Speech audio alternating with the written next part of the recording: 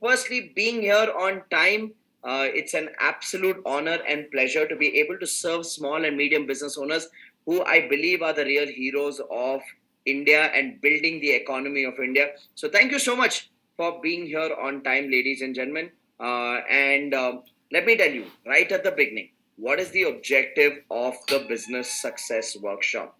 The objective of the Business Success Workshop is to help you find an answer to one question. And the question that I'm going to help you find an answer for today is how to build a growth business rather than a survival business.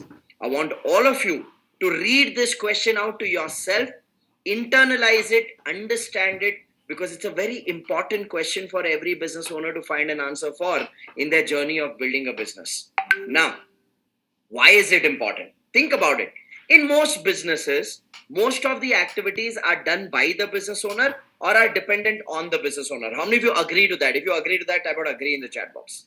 Most of the activities are dependent on you or done by you. If you agree, type out agree in the chat box. Awesome. Prakash says agree. Yogesh says agree. Mithun says agree. Namita says agree. Vignesh says agree. Okay, chat box is bustling with agree. Now, when you as a business owner are stuck in doing too many things, firstly, do you realize you can't do everything consistently? If you agree, type out agree in the chat box. You can't do everything consistently, right? And when you as a business owner are doing everything, you're not able to do things consistently, then you get stuck in the game of firefighting for month to month survival. How many of you have experienced that? Where you get stuck in this game of month to month survival, where you're only focusing on monthly bills. How can you manage the expenses and the cash flows of the business? And as a result of that, what I want you to understand is this: you fall into the trap of building a survival business rather than being on track for building a growth business. How many of you agree? All of us became entrepreneurs only because we wanted to build something which can keep growing, yes or no? So when you get stuck in this game of survival, okay, you don't enjoy the journey and it's only a game of perpetual firefighting. So today what I want to do for all of you at the Business Success Workshop is I want to break down for you a step-by-step framework that you can follow to be able to build a growth business rather than be stuck in a survival business. If you think that would be a useful use of your time, then type out useful in the chat box. Type out useful in the chat box if you think that will be a useful use of your time. Awesome. Thank you so much. So that's what we are going to be focusing on over the next 3 hours. Now, while this is the objective of the Business Success Workshop, let me break down for you what are the topics that I'm going to be covering today. So I'm going to be covering the following topics. First, I will work with you on understanding the two types of businesses. I'll help you understand what are the characteristics of a survival business, what are the characteristics of a growth business, so that you can evaluate your business and evaluate which characteristics are you demonstrating currently. So how many of you are open to evaluating your own business today? How many of you are willing to speak the truth to yourself today? Look, this is not a feel-good motivation program. This is a reality check with real-time solutions. So I hope you're open to a reality check with real-time solutions. If you're open to that, type out open in the chat box, everybody. So first, we'll evaluate the characteristics of a survival business and a growth business, so you can see what characteristics your business is demonstrating. From there, we'll go deeper. We'll go deeper where I will help you identify what are the reasons where your business is getting stuck for survival. There are 3 reasons why businesses get stuck in the trap of survival.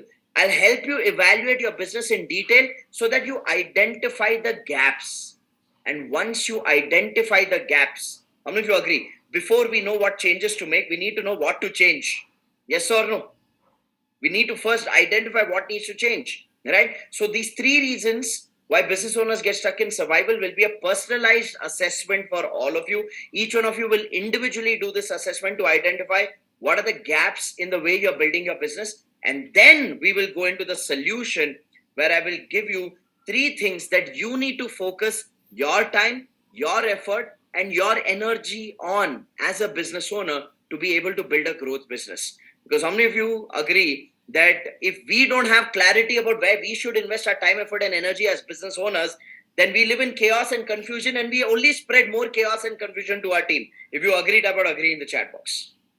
So I want to close today with giving you 3 focus areas, 3 specific steps that you need to focus on to be able to build a growth business. So, ladies and gentlemen, that is what we are going to be covering in today's training at the Business Success Workshop. Now, before we begin, I want to lay out some ground rules so we all have a seamless learning experience. So, my request to all of you is to follow these ground rules so you and I can have a beautiful learning experience over the next 3 hours. My first request to you is I'd like you to have a notebook and a pen with you so that you can make notes. We don't share the recording of the Business Success Workshop. We expect you to participate actively, learn actively, make notes actively, and we don't share the recording because we believe that writing is the best form of learning. Only when you write will you internalize what you're learning. So if you're ready with a notebook and a pen, then type out ready in the chat box. If you're not, quickly grab a notebook and a pen before we get started with the learning journey. Awesome. Thank you so much. My next request to all of you is this. Look, this is not a 60-minute or 90-minute introductory webinar. This is a proper 3-hour training. So I want you to finish what you start, because results in life, results in business, and results at the Business Success Workshop only happen when you finish things. Half knowledge is not going to serve you and support you. How many of you agree to that? Yes or no? So I want you to commit to finishing what you start. I want you to clean up your calendar for the next 3 hours. Make sure you don't have any other appointments or calls to take. Make sure you've informed your team members, your family members, your customers that you're not available. And these 3 hours is your time for yourself, for reflection on your business and realization of next level of results. So if you've already cleaned your calendar and you've committed these 3 hours to this learning journey, type out done in the chat box. Type out done in the chat box, everybody. Awesome. Beautiful. Thank you so much. Now, for those of you who are committing these 3 hours to you, to this learning experience, to yourself, for those of you who are committing these 3 hours to yourself, I have a special gift to give you, provided you complete today's learning journey. Would you like to know what's the gift that I have for all of you? Only and only if you complete this 3-hour learning journey. Yes? Would you like to know what's that gift? Awesome. So only for those who complete today's training, the entire 3 hours, we are going to be giving you 13 ebooks as a bonus. 13 ebooks on 13 very relevant topics for business owners, which can be used as a solution chart for yourself. Let me run you through what are these 13 ebooks and what are the topics of these 13 ebooks. Ebook number 1 is on the 4 different ways to innovate in your business. Ebook number 2 is on the 4 T's of investing. Where should you invest in your business? Ebook number 3 is on the 5 strategies to expand your business. Ebook number 4 is on the 5 things you need to get right in your business before you start marketing. Ebook number 5 is on the 5 elements you need to take care of for consistent growth of your business. Ebook number 6 is on 6 tips to build a high performance team. Ebook 7 is on the ultimate D's of that every business owner needs to learn. Ebook 8 is on the 7 wrong sales mindsets that you must avoid while selling. Ebook 9 is on what are the elements you need to take care of to build a team from scratch. Ebook 10 is on the best method of giving feedback and what should you avoid while giving feedback. Ebook 11 is on how do you place the right price on your products. And ebook 12 is on how to stay motivated as an entrepreneur. And ebook 13 is how do you manage multiple profitable businesses. So how many of you would love to receive these ebooks as a gift from our side on completion of today's training? If you would love to receive these ebooks, type me in the chat box. Okay, these are quick reference tools that can ignite ideas to set you in the right direction. Now, how will we send you these ebooks? Once we complete this 3-hour workshop today, my team will check the attendance report on the webinar and then they will email these ebooks to those who complete today's webinar after 2 hours of completion of today's training. Is that clear, everybody? Is that clear? So you will receive it after 2 hours of the completion of today's training, because it takes my team about 2 hours to filter those who didn't attend fully versus those who attended fully and send it to those who attended fully. So that's what you're going to be getting. Finish what you start, my friends. Finish what you start. Next ground rule. My request to all of you is this. I am sure during the training, you will have a lot of questions popping in your mind. But my request is this. I want you to write your questions in your notebook. Do not put it in the chat box during the training. Do not put it in the chat box during the training. After the training is done, I will open the forum for a 15-20 minute question answer session. And at that time, I will ask you to put your questions in the chat box. If you can see, we've also kept the chat box in a manner where you're not disturbed by other people's messages and comments, and you can stay focused on the learning. So I want you to focus on the learning. Keshav, focus on the learning, my friend. So question answers we will do after the training is done. During the training, we will not disturb the flow of the training. After the training is done, we'll do a 15-20 minute question answer session. And if I can't address your question in those 15 to 20 minutes because of the number of people here on today's training, I will tell you how to stay in touch with me personally, even beyond today's training, and continue to ask me questions. How many of you would love that? Where you get personal access to continue to ask me questions even beyond the training, right? So I only want you to respect the learning forum. Allow me to complete the curriculum, because there are 700 people who've logged into this training today. If I sit and answer one person's question, I am not doing justice to the agenda prepared for all the 700 people. So my request to all of you is this: I want to address your questions, but we will do it after the training is done. If you think that's a fair way of addressing questions and not disturbing the flow of the training, type out fair in the chat box. Type out fair in the chat box, everybody. Awesome. Wonderful. Now, which brings me to a common question that people often ask me. They ask me, Rajiv, who is this business success workshop for? Who is this training for? Let me define that right at the beginning so there's no mismatch in expectation. The business success workshop is for people who already have their own business. The size of your team doesn't matter. The sector doesn't matter. The scale of your business doesn't matter. As long as you have your own running business, this program is designed to help you take your business to the next level. Now, I know some of you may be aspiring business owners. You don't have a business, but you plan to start a business in the future. That's why you're here. But let me tell you something. The way the training is designed, it's for those who have a business to implement it and grow. You may learn it, but you may not be able to implement it because you don't have a business. So I want to be very clear that this is only for as existing business owners, not really for aspiring business owners or students or homemakers. If that is clear, type out clear in the chat box. Okay? This is for people who already have their own business. Awesome. Which brings me to the last and final ground rule before we dive into the business success workshop today. And the last and final ground rule is for you to participate fully. I want you to be physically and mentally present. Lock yourself in a room, sit in a no distraction area, commit these 3 hours by immersing your energy in this learning experience. Engage in the chat box. Every time I ask you to type something, type. That's our way of exchanging energy. And the higher your energy, the higher your learning. So every time I ask you to type agree in the chat box, type out agree in the chat box. I ask you to type yes in the chat box, type yes in the chat box. Because only when there is exchange of energy does the learning come alive. So with that, ladies and gentlemen, are you ready to start with an absolute high energy and participate fully at the business success workshop? If you're ready, type out ready in the chat box. Come on, I need to see those fingers moving on the keyboards. I need to see that ready in the chat box.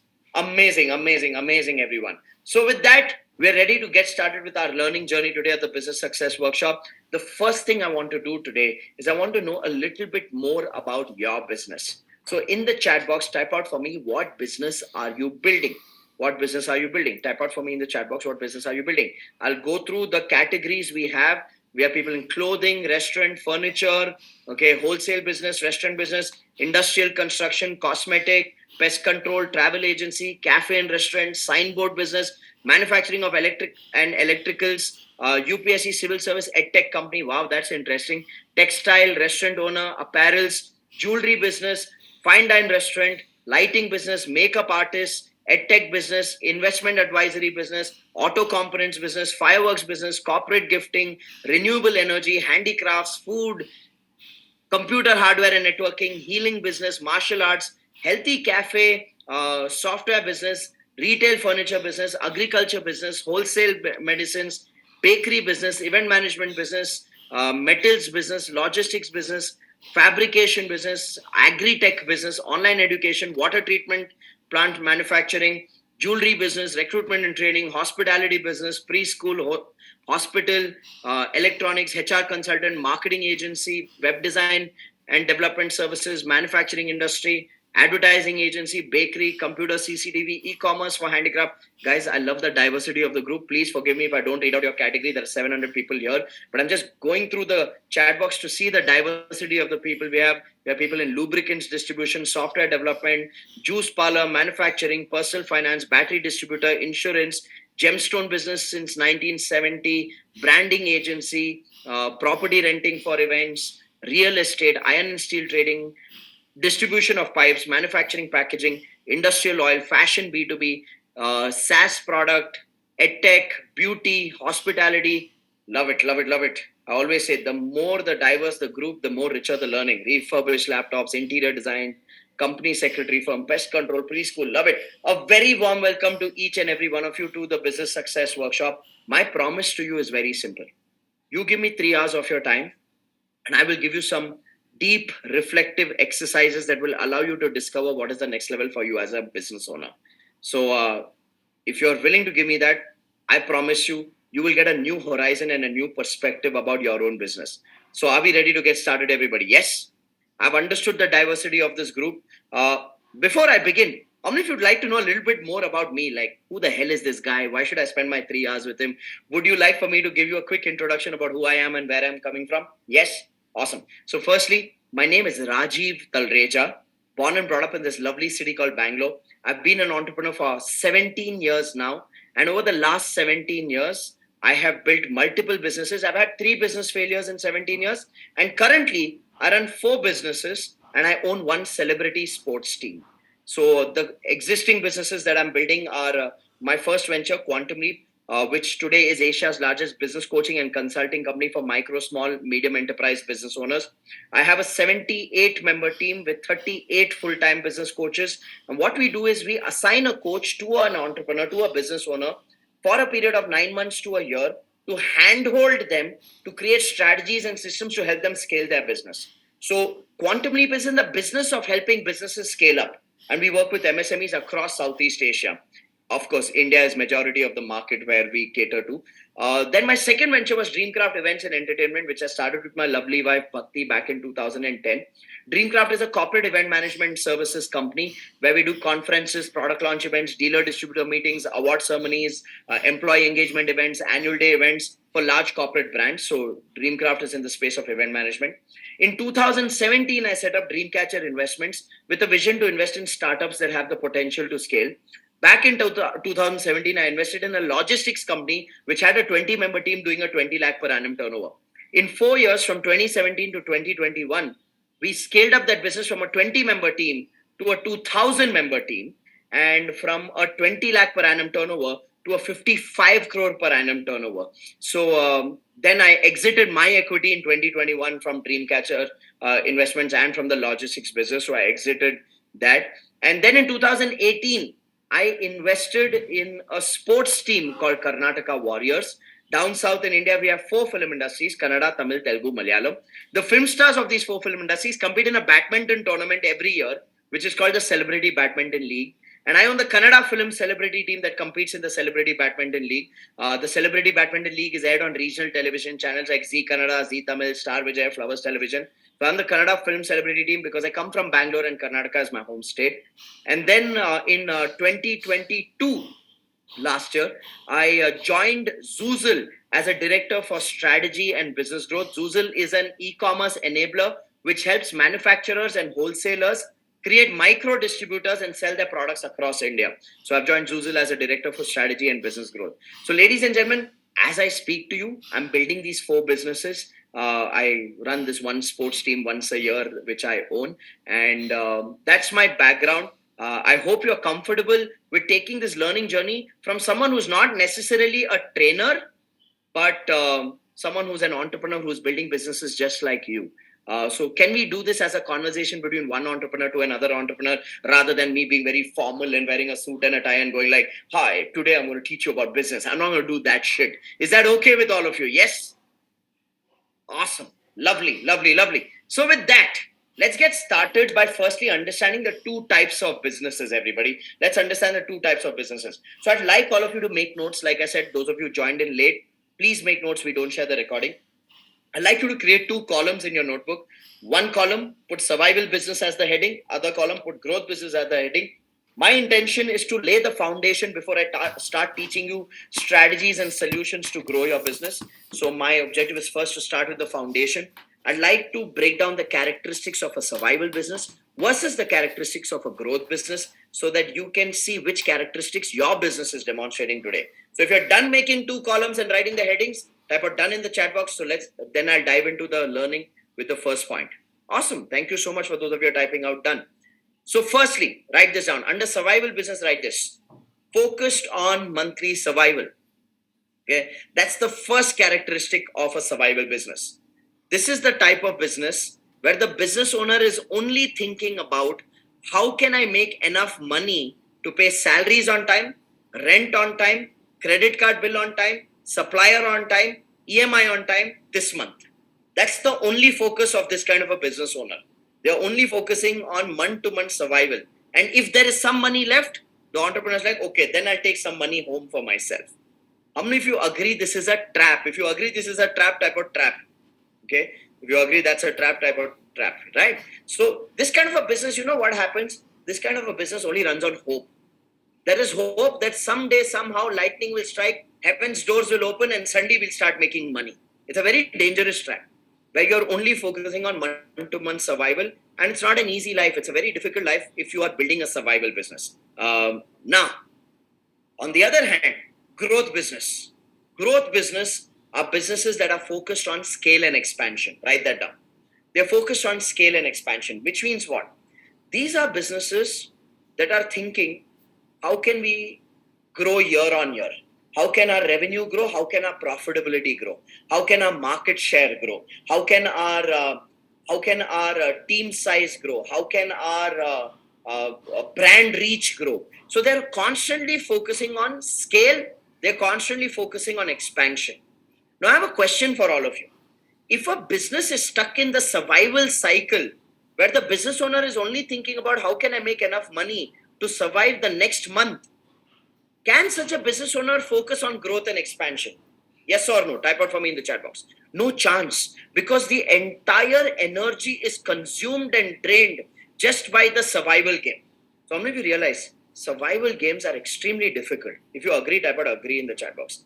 I like what Pankaj has said. There's a decision fatigue in survival businesses. You are like just grappling with one chaos to another chaos to another chaos. So that's the first characteristic of a survival business. Now write down the second characteristic, everybody. This is a very interesting one.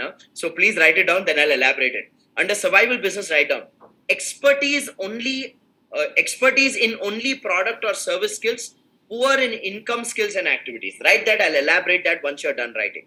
So once you're done writing, type out done in the chat box. Expertise in only product or service skills, poor in income skills and activities. Once you're done writing, type out done. Awesome. Thank you so much for everybody who's typing out done. Tells me the pace of writing so I can match the pace of teaching. So consider this. One of the characteristics I notice of survival business owners is that they are extremely capable when it comes to creating a good quality product. They are extremely capable when it comes to delivering a good quality service. So their product and service skills are very good. But they are poor in income generating skills and activities. For example, they're poor in marketing, they're poor in selling, they're poor in designing a profitable business model. They are just running their business on the merit of the quality of their product or service. Now, how many of you agree to build a successful business? It's not enough just to have a good quality product or good quality service. A good quality product or good quality service is required. But on top of that, you need to know how to do marketing so you generate leads consistently. You need to know how to sell so that you close deals consistently. You need to know how to design a profitable, scalable business model so you expand and grow consistently. And in a lot of survival businesses, what I notice, product is great, service is great, income generation skills and activities are extremely poor. How many of you can relate to that? If you can relate to that, type out that's me in the chat box. Type out that's me in the chat box. Okay, and I'll tell you what happens. Okay, quite a few are typing that's me, which is very nice of you to be honest with yourself. Okay, but let me tell you what happens when you demonstrate this characteristic of a good quality product or service, but you're poor in marketing, selling, and business modeling. What tends to happen to such business owners is they develop victim psychology. They develop victim psychology. I'll tell you what do I mean by victim psychology. Somebody else in their industry, another competitor, may be better at marketing and selling. Even if the quality of the product or service may not be as good as yours, when somebody else is better at marketing and selling and they are acquiring customers and they are growing, but you don't know how to market and sell and you're just depending on your existing customers, you see that other person's growth and you feel like a victim and you go like, Kalyug has come off. Nowadays, bad people are making more money. Good people like me are not making money. Ever felt that thought? Anyone? Yes. Nayantara says LOL, which means that I call dard ki hasi. You laughed because you have experienced that thought process, right? So I want you to understand this. Survival businesses are not just a financial trap. They are also a psychological trap. How many of you are noticing that? They are a psychological trap. We start believing, I am such a good human being. There's nobody as ethical like me in the industry. I'm the only one who stands up for truthfulness, transparency, and ethics just to cover up our incapability of not knowing how to market and sell. How many of you see that? Yes or no? It's a very dangerous psychological trap as well, survival businesses. On the other hand, growth businesses have a great product or service. Plus, they have the expertise in income generating skills. They have the expertise in marketing, selling, business modeling. Write that down. Growth business, good at the product or service, plus good at generating income. They're good at marketing, good at selling, good at business modeling. How many of you feel that's a much more healthier capability to have? Yes or no? And it's a necessity. It's not like you choose between survival or growth. I mean, I think the ideal thing for anybody who started a business is to have these capabilities so they have at least a stable business. If not a successful one, at least for stability, you need this. Yes or no? Right? So, survival businesses, here comes the third characteristic. Write this down. Survival businesses, write down, reactive in marketing and sales, dependent on word of mouth referrals and business from existing customers. Write that down. Reactive in marketing and sales. You're dependent on word of mouth referrals and business from existing customers.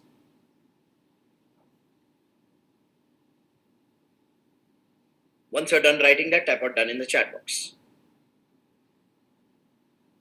Now, listen to this carefully, everybody. Listen to this carefully.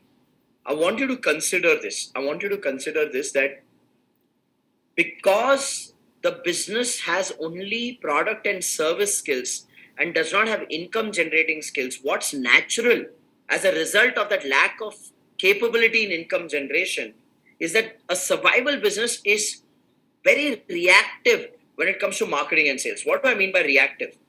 Typically in these businesses, there is no proactive system to generate leads. There's no proactive strategy and consistent effort to generate leads.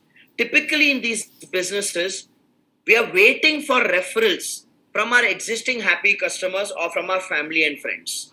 Now, let me tell you something. Word of mouth referrals is a great bonus. It is a great bonus, but it is not a marketing strategy that you can rely on, because think about it. Can you control how many leads you will generate every week or every month through word of mouth referrals? Can you control that? No, you can't.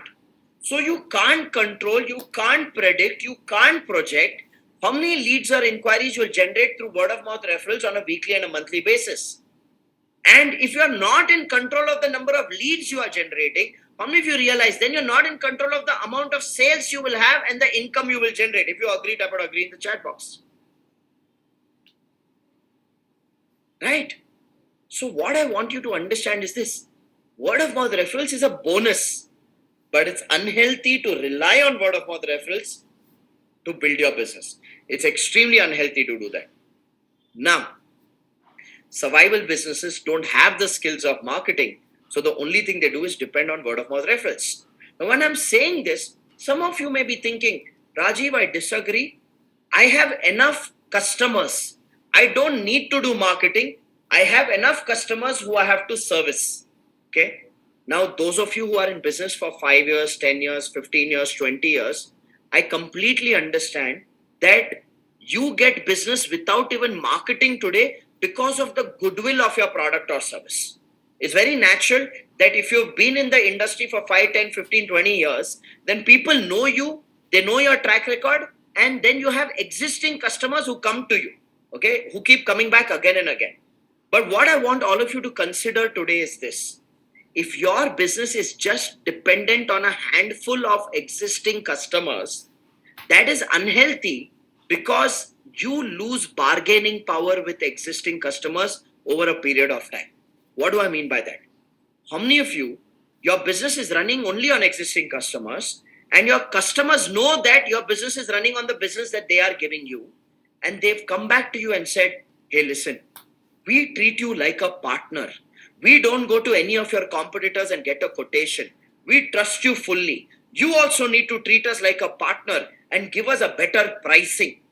And in that moment, you feel guilty saying, yeah, no, such a nice person. They don't go to anyone else. Even I need to treat them like a partner, and you reduce your profit margin and you reduce the pricing. Okay. Then from there, that's not the end. That's not the end. After a few months, the existing customer comes back and says, I want to share something with you which is very confidential. I can't share it with my team members. I can't share it with my family, but I can share it only with someone I trust. And I'm sharing this with you because I trust you. You feel so good.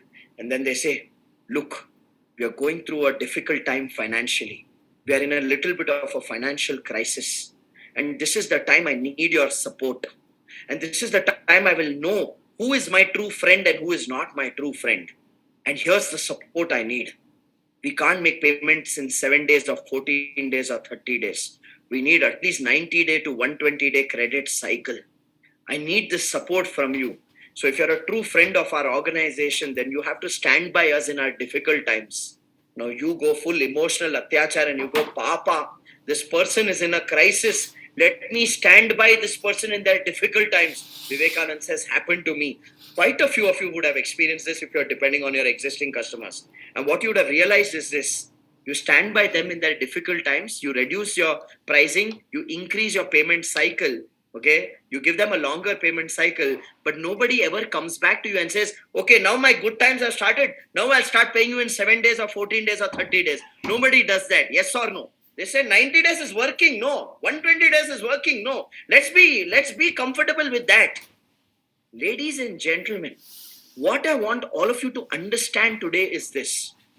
Whether you are a struggling business or you are a successful business, in today's day and age, if you are not proactively marketing and selling, you are building a very unhealthy situation for yourself.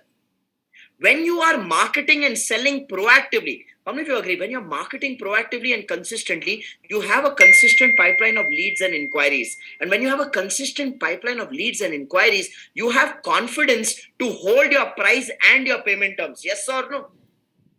But if you don't have a consistent pipeline of leads and inquiries, then you don't have confidence. And then your mindset becomes, at least business is coming through this person. Let's be flexible.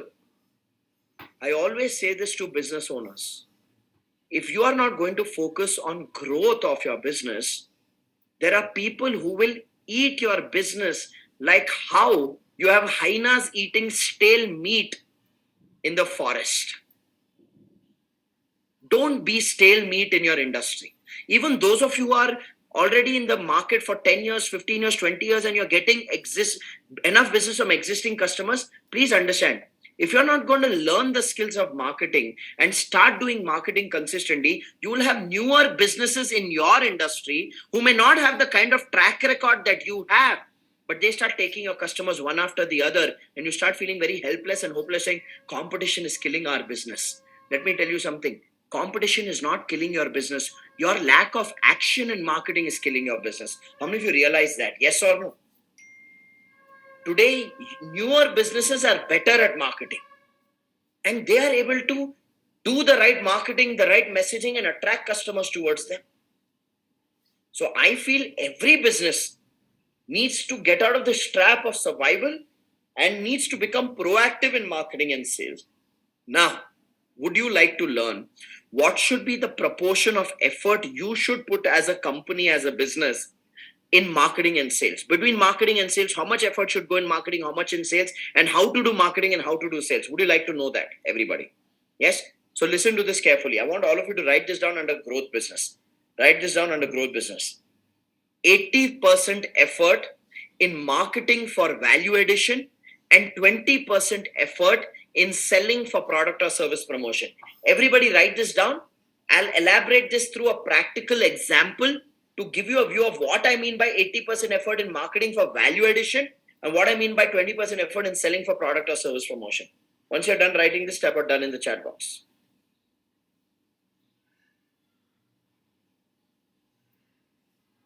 Once you're done writing, type out done in the chat box. Awesome. Wonderful. Okay, now listen to this carefully, everybody. Listen to this carefully.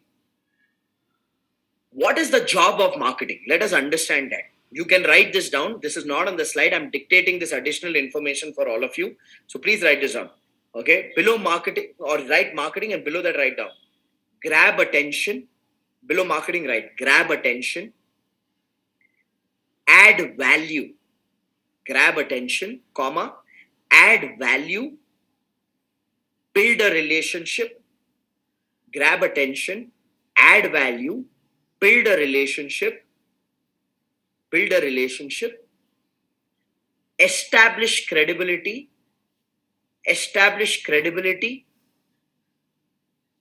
grab attention, add value, build a relationship, establish credibility, and generate an inquiry. Generate an inquiry. I'll repeat the words one more time for those of you who are writing slow. Grab attention, add value, build a relationship, establish credibility, and generate an inquiry. Now, take a moment, read this, and would you agree that the job of marketing is to grab the target customer's attention, okay? Add value to the target customer, build a relationship with them, establish credibility in the mind of the target customer, and then generate an inquiry for the product or service from the target customer. Would it be fair to say this is the job and this is the life cycle of marketing? If you agreed, I would agree in the chat box. Right? Now, this is the job of marketing: to grab attention, establish, add value, build a relationship, establish credibility, and generate an inquiry. Now, everybody write this: job of sales. Job of sales. Guys, this is not on the slide. I'm giving you some additional learning, food for thought. So I'm dictating it slowly. Please write down job of sales. So I gave you job of marketing. Now write job of sales. Job of sales. Write this down. Understand the customer's requirement. Understand the customer's requirement. That's the first thing in sales. We need to understand what is it that they are looking for, why are they looking for it, what problem are they trying to solve, what need are they trying to fulfill. So understand the customer's requirement. That's the first point under sales. Then comma, pitch the product or service as a solution. Pitch the product or service as a solution. Whether you're selling a product or service, you need to pitch it as a solution based on the requirement. Pitch the product or service as a solution. Okay? Pitch the product or service as a solution. Then, third one. Okay? So, understand the customer's requirement, pitch the product or service as a solution, handle the customer's objections. Handle the customer's objections. Handle the customer's objections. Handle the customer's objections. Okay. So understand the customer's requirement, pitch the product or service as a solution, handle the customer's objections handle the customer's objections.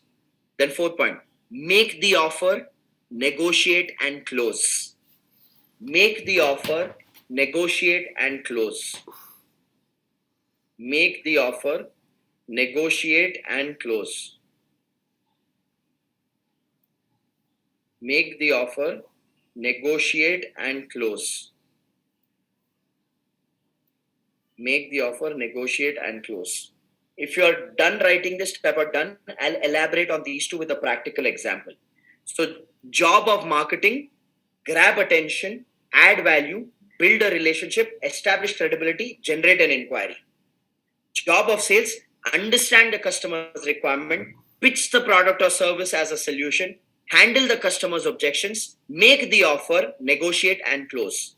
Now, firstly, do we all see that the objectives of marketing are different from the objectives of sales? Yes? Do we see that? Okay.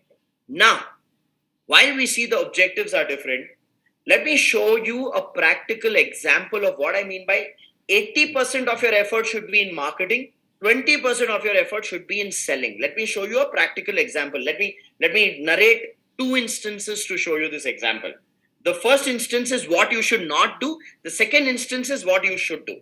So ready for an example, everyone? Yes. So let me tell you first what not to do. So let's just say a friend of yours creates a WhatsApp group with 250 business owners on that group. And while they create this WhatsApp group with 250 business owners, okay, here's what happens. On that WhatsApp group, one of the members, without grabbing attention, without adding any value, without building any relationship, without establishing any credibility, one of the members on that WhatsApp group starts spamming the group with photographs of their products. They start sending a picture of a copper plate, picture of a copper bowl, picture of a copper spoon, picture of a copper glass, picture of a copper jug, picture of a copper tray. They start sending pictures of copper utensils. And after spamming the group with 7, 8 pictures, they send a message saying, "Hello friends, my name is so and so. I am in the business of copper utensils trading. We do retail and wholesale sales. Kindly do contact us for your copper utensils requirements." Now, this person is directly selling without establishing any credibility and building a relationship. What will be the response of most people on that WhatsApp group? What will immediately start happening the moment one person starts spamming? What do the others start doing? What do the others start doing? Type out for me in the chat box. Okay. Sagar says leave the group. Prakash says exit. Mithun says no response. Gunjan says exit. Ispita says left. Deepthi says spam. Harmesh says leaving. Atreya says leave. Vikas says exit. Ritish says leave. AM Singh says no response. Mohammed says leave. Namita says ignore. Ashish says spam. Lily says leave. Paras says exit. Nayantara says herd mentality. Sindhya says exit. Suparna says exit. Bindu says exit. Daksha says ignore. Pankaj says there's others start spamming. Full says no response. The most common answers I'm receiving is ignore, leave, exit, block, mute. Would it be fair? That's what most people would do. Why? Because this person has not added any value, not built any relationship, not established any credibility, and this person is directly spamming. This person is only selling. So everybody write this statement in your notebook somewhere. Write this statement down. Only sales fails. Everybody write this statement in your notebook. Only sales fails.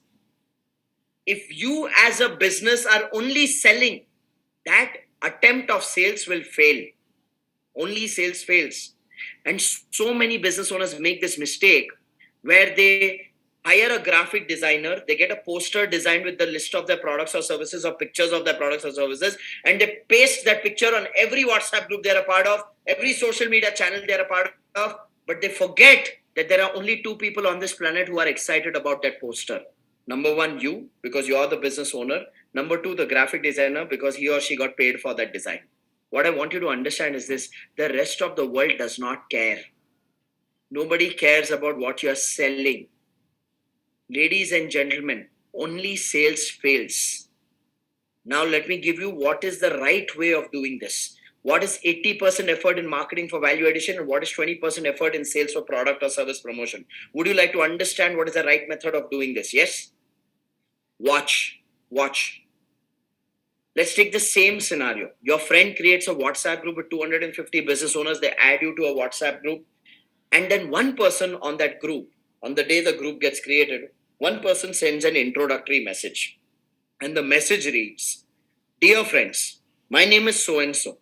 I'm very passionate about health, wellness, and nutrition. And because of my passion for health, wellness, and nutrition, I'm building this YouTube channel where I create simple videos sharing tips that people can follow to take care of their health, wellness, and nutrition.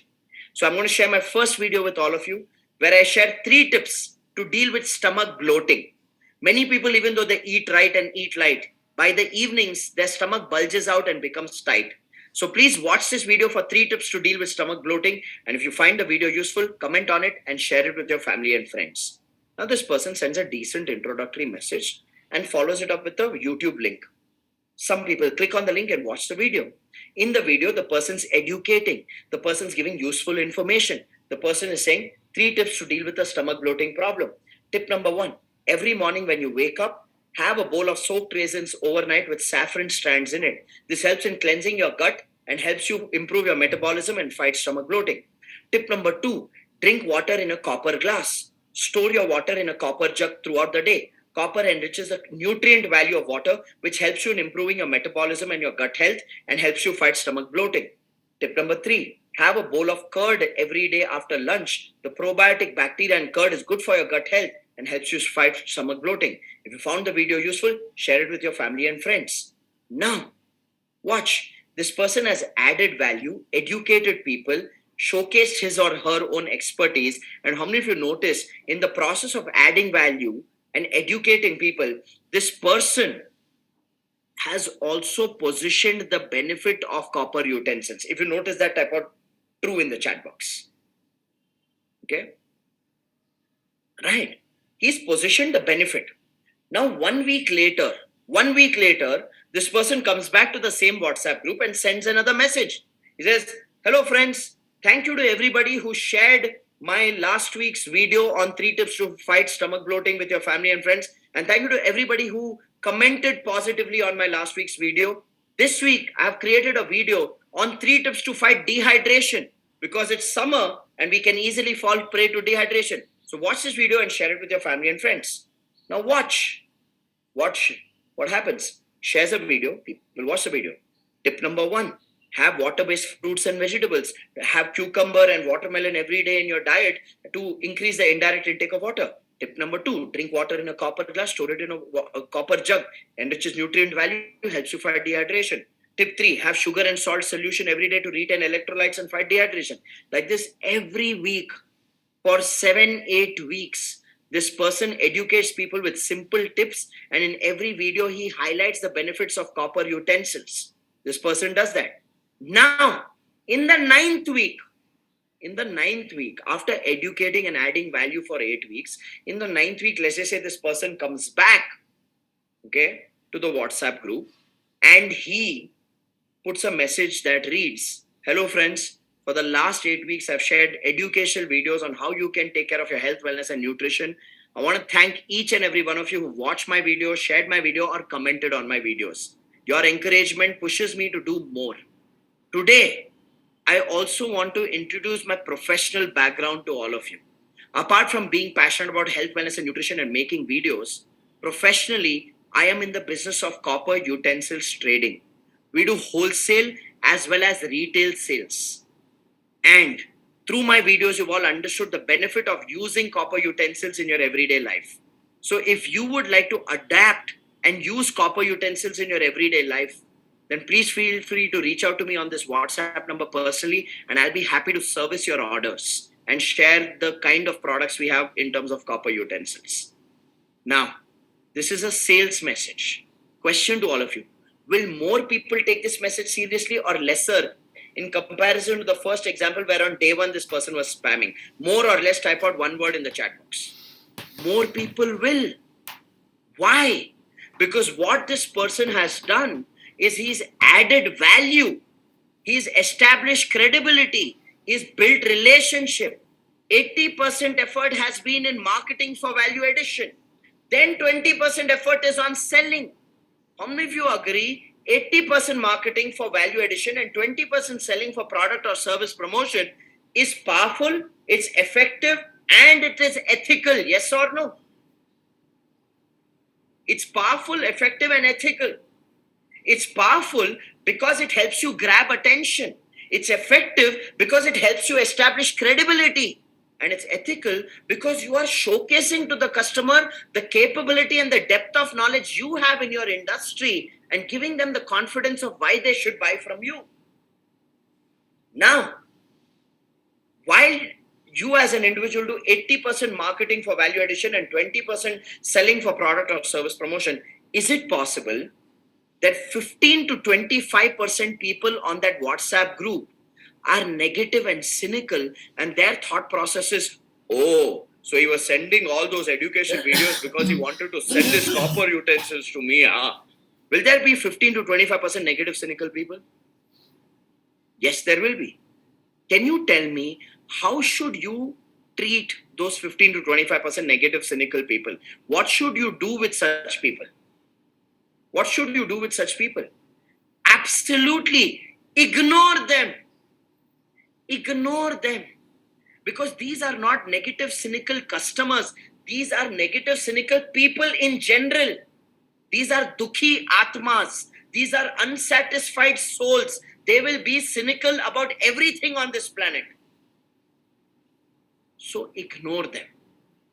The reason I'm highlighting this point is because many of you have great knowledge, great expertise in your industry, but you stop yourself from creating educational content in the format of videos or emails or newsletters or blog articles or podcasts or audiobooks or infographic posters. You stop yourself from creating educational content to grab attention and build your brand because your fear is, what if someone sends a negative message? What if someone sends a nasty comment? What if somebody sends an abusive message? What if somebody accuses me that I'm promoting myself? Please ignore these people. These are dukhi atmas. These are fukatiyas. They want everything for free in their life. Just ignore them. If you got it, type out got it. As long as you're doing 80% value addition and 20% product or service promotion, you're actually doing a favor to your customer by educating them, showcasing your capability so they can evaluate with transparency whether you are the right person to buy from or not. Got it? Whether you are B2B, B2C, digital, retail, does not matter. 80% value addition, 20% product or service promotion is powerful, effective, and ethical. If that is making sense, that would make sense. Right? And that's what growth businesses do. That's what growth businesses do. Can I be honest with all of you today? Do I have the permission of being candid, brutally honest? Yes. I'm going to make an observation because I've worked with more than 25,000 business owners from 192 different types of industries over the last 7 years. I'm going to tell you one thing. One of the things I've noticed about survival business owners is that they look at marketing and selling like a sin. They look at marketing and selling like a sin. They think it's marketing and selling is some greedy, selfish, manipulative activity. If that's your perspective of marketing and sales, you can never build a successful business. You can never build a successful business if that's your perspective about marketing and sales. Please understand today, marketing is value addition. It's value addition. Selling is product or service promotion. And you got to do it in sequence. First add value, then sell. Is this making sense? First add value, then you sell. What's the hurry? Build the relationship, nurture, add value, build credibility, then sell. That's powerful, effective, and ethical. If you got that point very clearly today and you're willing to kill this poverty consciousness inside you where you look at marketing and sales as evil, then type out got it in the chat box. Type out got it. Awesome. Thank you so much. Which brings me to the last and final characteristic difference between survival and growth business. Everybody write this down. Survival businesses are owner-driven businesses. Survival businesses are owner-driven businesses. Now, what do I mean by this? Okay, I want you to consider this.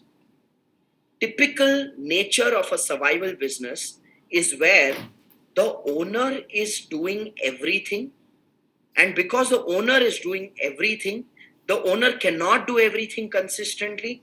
And because the owner cannot do everything consistently, it becomes only a game of how can we make money to pay salary on time, rent on time, credit card bill on time, and EMI on time.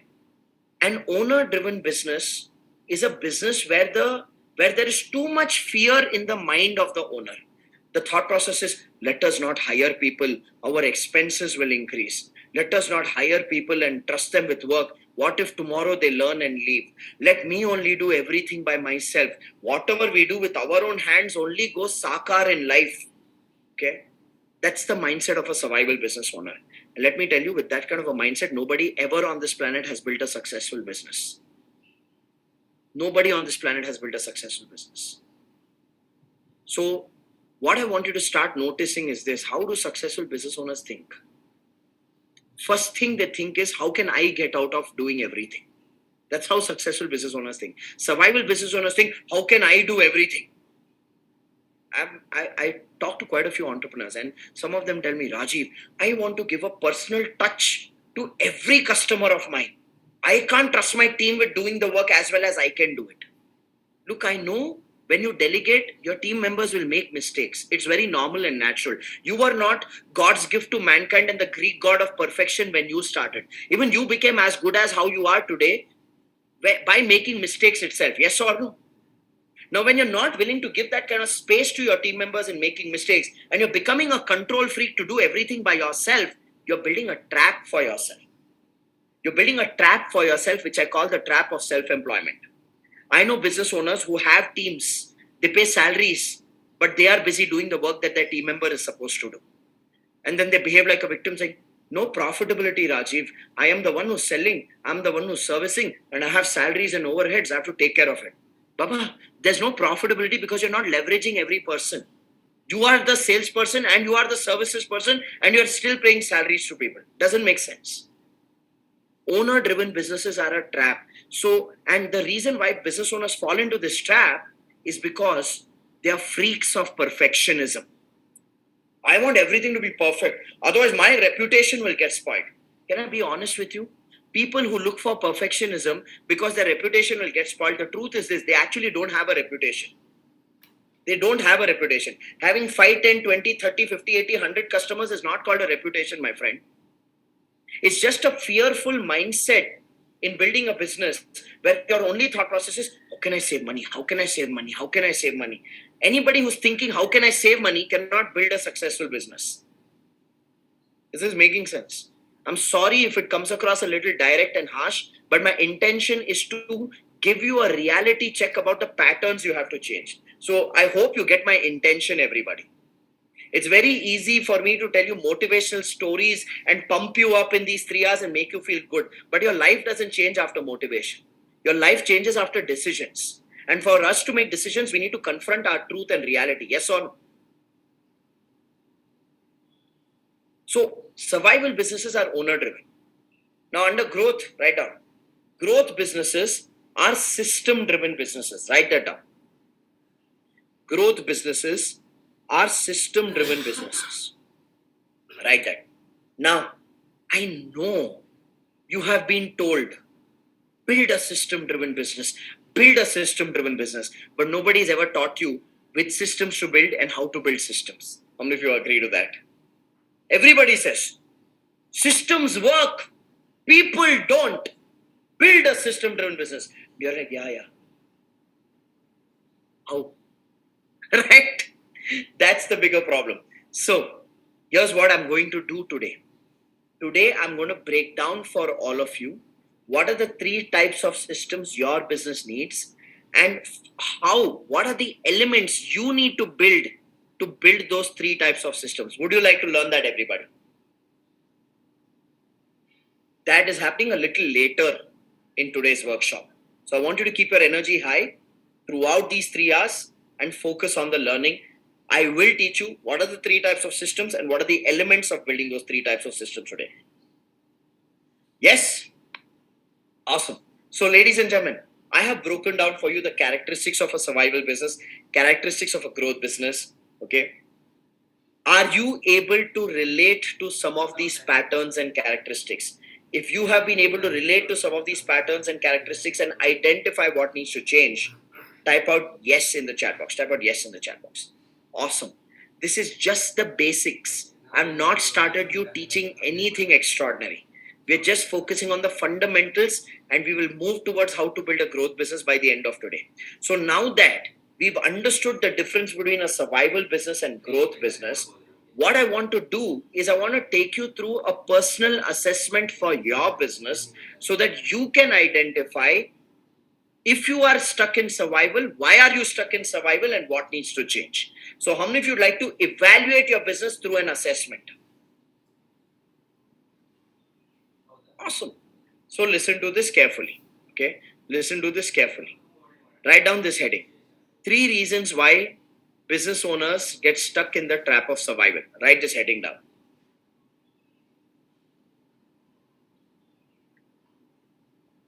See, some of you will feel you are in between survival and growth. Some days, some months survival, some months growth. That's typically some months Diwali, other months Diwala. Okay, that inconsistency, right? So don't worry about that. This assessment, which I'm going to break down for all of you here, will help you evaluate why are you going into the trap of survival repeatedly. Okay, so if you're done writing this heading, type out done in the chat box. If you're done writing this heading, type out done in the chat box. Awesome. Thank you so much. Now listen to this carefully. I'm going to share with you 3 reasons why business owners get stuck in the trap of survival. Under those 3 reasons, I will be sharing with you 7 factors. So under those 3 reasons, there are 7 factors. As I share each factor, if that particular factor is relevant for you, it is true for you, then as you write these 3 reasons and 7 factors, I want you to circle the factors which are relevant for you. Is that okay? So that's how you'll do a personal evaluation of your business. Yes? So I'll share with you 3 reasons. Under them, I'll share with you 7 factors. Whichever factor is relevant for you, true for you, circle that. And then at the end of the assessment, I will ask you, out of the 7, how many factors are relevant to you, which are keeping you stuck in survival. So let's get started and understand what are the 3 reasons and 7 factors. Reason number 1 why business owners get stuck in the trap of survival is because of the business model gaps. So everybody write point number 1 as business model gap. Okay. Point number 1, business model gap. And below business model gap, there are 3 factors. So write business model gap as the heading. Below that, the first point under business model gap, write low margins. Write low margins. Okay. Write low margins. Now, consider this, everybody. Consider this. If in your business, your margins are very slim, your margins are very thin, okay, then you yourself don't have confidence to build teams, to build systems, to build strategies to grow your business. You yourself don't have confidence to invest in your own business because the thought process becomes, my margins are so low. What's the point of taking a risk and increasing my investment in team, system, and strategy? Let me only do as much of work as I can do. Let me not experiment. Let me only do everything possible and keep the costs low. How many of you realize that becomes a psychology in a low margin business, which gets you stuck in the trap of survival? If you can relate to this point, type out that's me. If you can relate to this point, type out that's me. Awesome.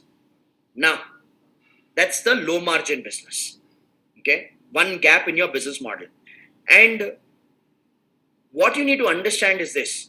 The solution to a low margin business is not increase your price. That's not the solution. If you increase your price, your customers will run away to the competitor. Yes or no?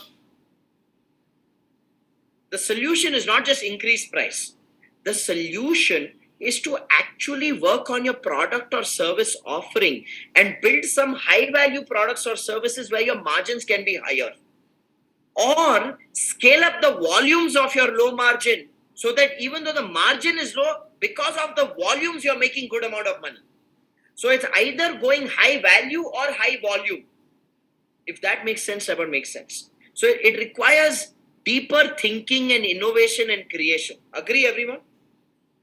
Not like, oh, margin is low, increase price. That's not practical. That's juvenile. No customer will stay with you if they're getting something at a lower price outside, right?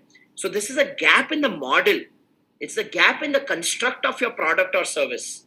Okay. So we need to fix that gap, which I'll talk about in the next slide. I'll talk about it in the next slide. First, let's evaluate what are the reasons why you're getting stuck. So the first factor under business model gap is low margins. The second factor why business owners get stuck in the trap of self-employment or survival is slow payments. Slow payments. Now, I have seen businesses where margins are good, but because the customer or the distributor or the dealer or the channel partner is not making payments on time and the money of the business is stuck in the market in credit, then the business owner is facing a cash crunch. The business owner is facing a liquidity crisis. And in the process, when you don't have cash, you don't have confidence. How many of you agree to that? Cash is confidence in business. The day your bank balance looks good, your chest expands, there's a smile on your face. The day your bank balance looks empty, your chest contracts and all confidence goes out of the window. So, what you want to understand is this: if your model is such where you cannot control the payment timeline and the payment cycle, and you are just depending on the customer's ethics, which nowadays, let's face it, most customers are not ethical. How many of you agree to that? See, people keep talking, all these management gurus says, business need ethics. I say, boss, business needs ethics, I agree. Customers also need ethics. Let's not put the blame and the onus only on businesses. Customers also need ethics. Today, most customers are customers. They'll keep the customer in your life. Even if they have the money, they don't pay some of them. And it's not just small businesses, even large corporate organizations who have a big brand and are listed on stock market, they trouble their vendors and suppliers with payments. So I want you to understand this. If by the model of your business is such where you are not in control of the payment cycle and the payment timelines, then what happens is, because of the liquidity crunch and the cash crunch that you are facing, again your confidence is low and your thought process becomes, let's not spend money, let me do everything by myself, and you land yourself in this trap of self-employment and doing everything, and you end up playing the game of survival. So for how many of you, slow payments is the reason why you're stuck in this trap of survival? If it is, type out that's me in the chat box. If it is, type out that's me in the chat box. Awesome. So that's the second business model gap. And please understand, the solution to slow payments is not to go to the customer and say, give money in advance, then take material, then we'll do the service, otherwise we will not do. You can't do that. Because if you are going to put those terms, there are 10 other guys in the industry waiting like vultures to say, sir, I'll give credit, let me do the job. Right? So it's not about demanding payment, it's about commanding payment. How do you command payment? You command payment again by working on a business model strategy where you are in control of the payment cycle. And I'll give you some examples of that a little later. Is that okay, everyone? For now, we are only doing analysis. We'll go into solutions later. Okay? Which brings me to the third factor because of which business owners get stuck in the trap of survival under business model gap. Apart from low margins and slow payments, the third business model gap is inconsistent sales. Everybody write that down. Inconsistent sales. What do I mean by inconsistent sales? Listen to this carefully. I have seen businesses where margins are decent, payment is coming on time. And even though payment is coming on time and there is money in the business owner does not have the courage to reinvest that money in building teams, building systems, exploring growth strategies, because the consistency of sales is very, very low. This is typically the type of business where you have to save the money that you have for 2, 3, 4 months till you get your next order, till you get your next client, till you get your next project. You have to save everything for the fixed overheads of the business because the sales is inconsistent. How many of you have this challenge? If you have this challenge, type out that's me. Awesome. So consider this. When your margins are low, when your payments are slow, when your sales is not consistent, that's a big leakage in your business, and that reduces your confidence in building teams, building systems, exploring growth strategies, and you start playing the game of month-to-month survival because you're like, this business is like this only, it's very difficult, we can't do anything, and we get stuck in this game. How many of you can relate to any of these three factors, or two of these three factors, of all of these three factors? Okay, if you can, type out me in the chat box. Okay, AM Singh says all of these, Pankaj says all of these. Okay, quite a few of you are saying me. Aditi says all of these. Awesome. So this is the first reason why business owners get stuck in the trap of survival. Okay, now let's go to the second reason. Okay, let's go to the second reason. The second reason why business owners get stuck in the trap of survival is unclear systems. Write this down. Second reason is unclear systems. Second reason is unclear systems. Now, consider this. Okay, what do I mean by unclear systems? There are two factors below unclear systems that I'm going to ask you to write. Write down the first one, then I'll explain it. Write this down under unclear system. Factor number one under unclear systems. Marketing, sales, and operations depends on the owner's effort and intelligence. Write that down. Marketing, sales, and operations depends on the owner's effort and intelligence. If you're done writing that, type out done. Then I'll elaborate on this point and show you what I mean by unclear systems. Awesome. Thank you so much for those of you typing out done. Now listen to this carefully. How many of you agree? Marketing's job is to bring leads. Sales job is to convert the lead into a deal and generate revenue. Operations job is to service the client by providing the product or service that has been sold in a manner where the customer gets value for money and the customer is happy.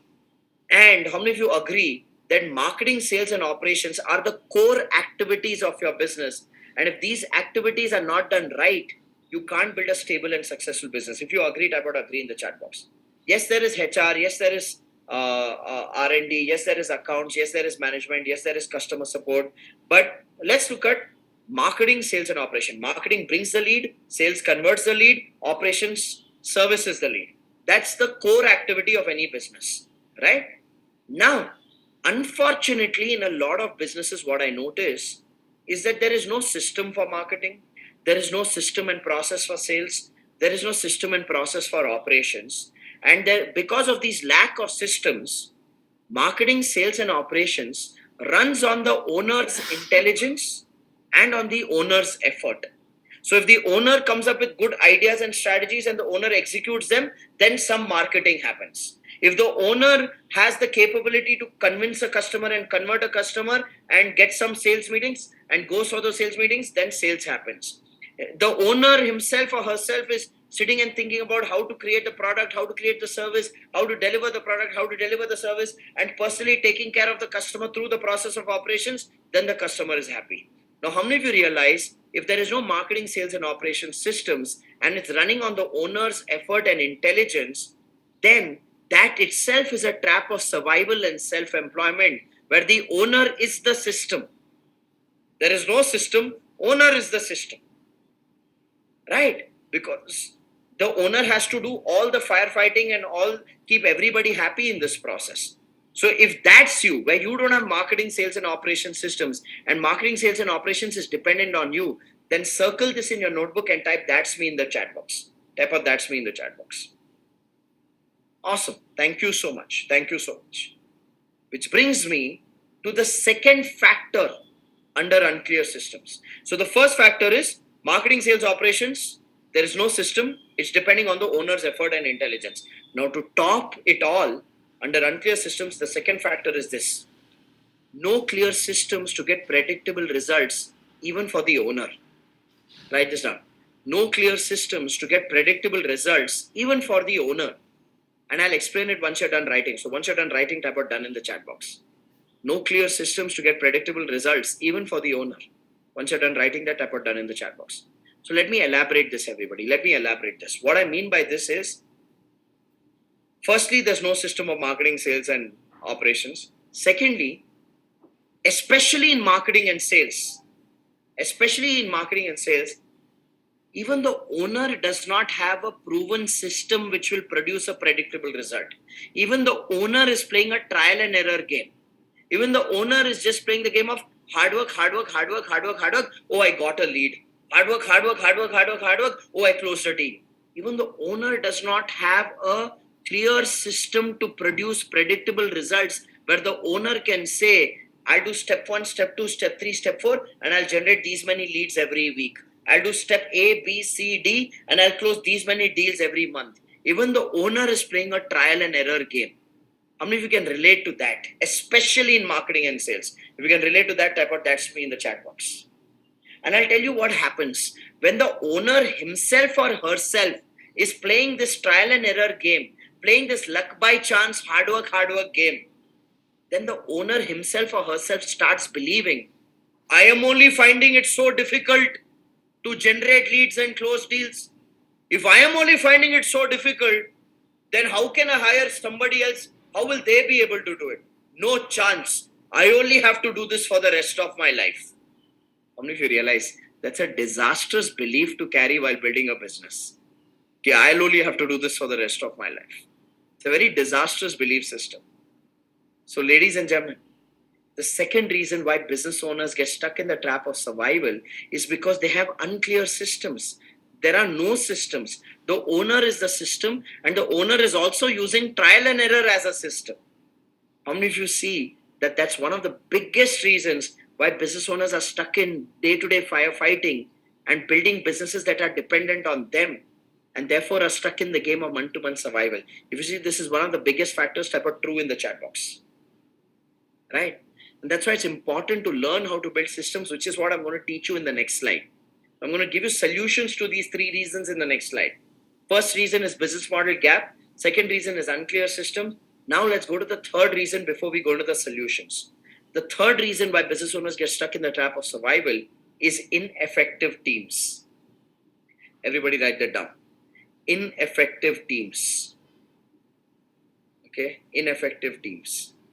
What do I mean by ineffective teams? Everybody, please understand this and make a note of this.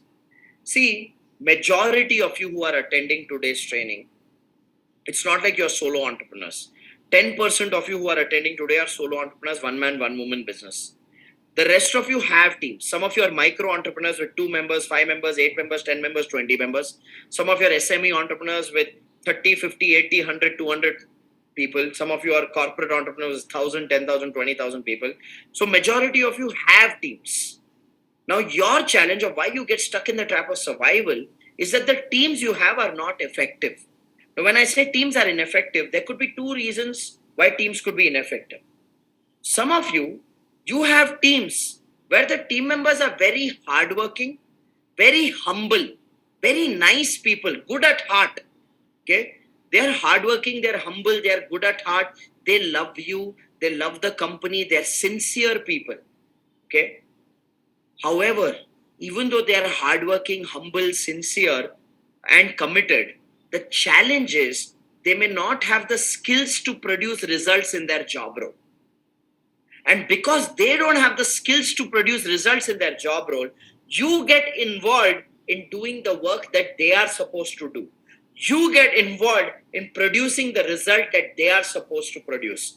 How many of you can relate to that? If you can relate to this type of, that's me.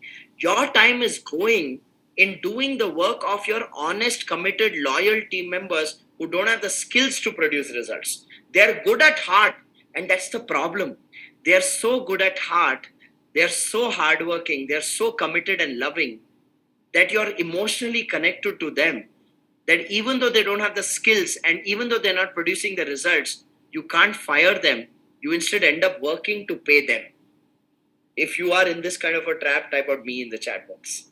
Okay. And some days you get angry and upset saying, what the hell? I'm only doing everything. I'm only bringing sales. I'm only taking care of the customer. Then why am I paying them salary? And then someday you're like, Papa, they are so nice. How much they love me.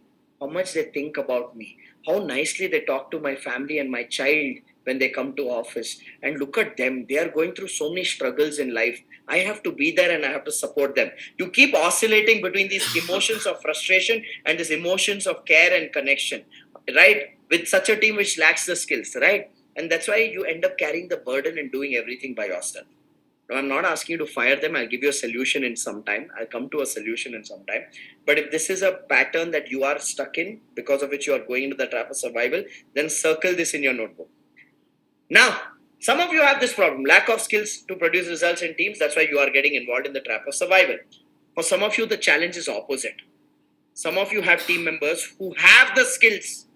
They are very intelligent. They are very sharp. They are very smart. They produce results. They get the job done. But even though they are smart, sharp, skillful, and get the job done, they lack commitment. They lack commitment. And because they lack commitment, okay, you can't trust them. They don't give you reports on time. They don't give you data on time. They don't mentor other team members. They do things as per their whims and fancies. They don't come to office on time. Okay. They don't listen to you. They have an ego. They are arrogant. Okay. They don't get along with other team members. And when you have people who are of that nature where they lack commitment, they may be capable, but they lack commitment, then you can't trust such people. And because you can't trust such a person, your fear is what if they tomorrow leave and they take the customer and goes away? And because you can't trust that person and your fear is they may take the customer and go away, you get involved in every sales meeting, you get involved in every project, you get involved with every customer, and you get stuck in this trap of survival. For how many of you that's true? If that's true, type of that's me in the chat box. Because some of your team members lack commitment and you can't trust them, so you have to be involved in everything. So, ladies and gentlemen, these are the three reasons why business owners get stuck in the trap of survival. Okay, business model gap, unclear systems, ineffective teams. Below these three reasons, I've broken down 7 factors for you: low margins, slow payments, inconsistent sales, marketing sales operations depending on owner's effort and intelligence, lack of clear systems to get predictable results even for the owner, lack of skills in the team to produce results, lack of commitment in the team for you to delegate and let them be free. Now, out of these 7 factors, I asked you to circle the factors which are relevant for you, which are keeping you stuck in the trap of survival. So, can you type out for me, out of these 7 factors, how many are relevant for you? Okay, how many are relevant for you? Give me a number. Give me a number out of 7. Piyush says all 7 for me. Amrish says 3. Yamini says 6 out of 7. Deepthi says 4 out of 7. Paras says 5. Safi says 6. Usman says 6. Gunjan says 4. Colonel Selva says 5. AM Singh says first 5. Azra says no clear system. Prakash says unclear system relates to me. That is 2. Niranjan says 4. Krishna says 3. Jasim says 4. Shriram says 7. Sneha says 4. Mithun says 5. Pallavi says 5. Sangeeta says 7. Vikram says 4. Zishan says 6. Dhaval says 4. Harmesh says 6. Prashant 4. Riddhish 4. Sujit 4. Okay, Swapna says low margin inconsistent. Okay. May not be able to read all your names. Okay, so just please be kind to me if I'm not addressing you by your name. Okay, but question. Now, how many of you have been able to identify the gaps because of which you are getting stuck in survival? If you're able to identify gaps, type out gaps in the chat box. Right? So, was this assessment useful? Did it allow you to kind of break down your business skin to bone and see where exactly are the gaps? Was this useful? Yes? Awesome. So far, here's what we've done at the Business Success Workshop. We've looked at the difference between the characteristics of a survival business and a growth business. We've looked at why do businesses get stuck in the trap of survival. We've looked at the 3 reasons and 7 factors, and you've been able to analyze where you stand.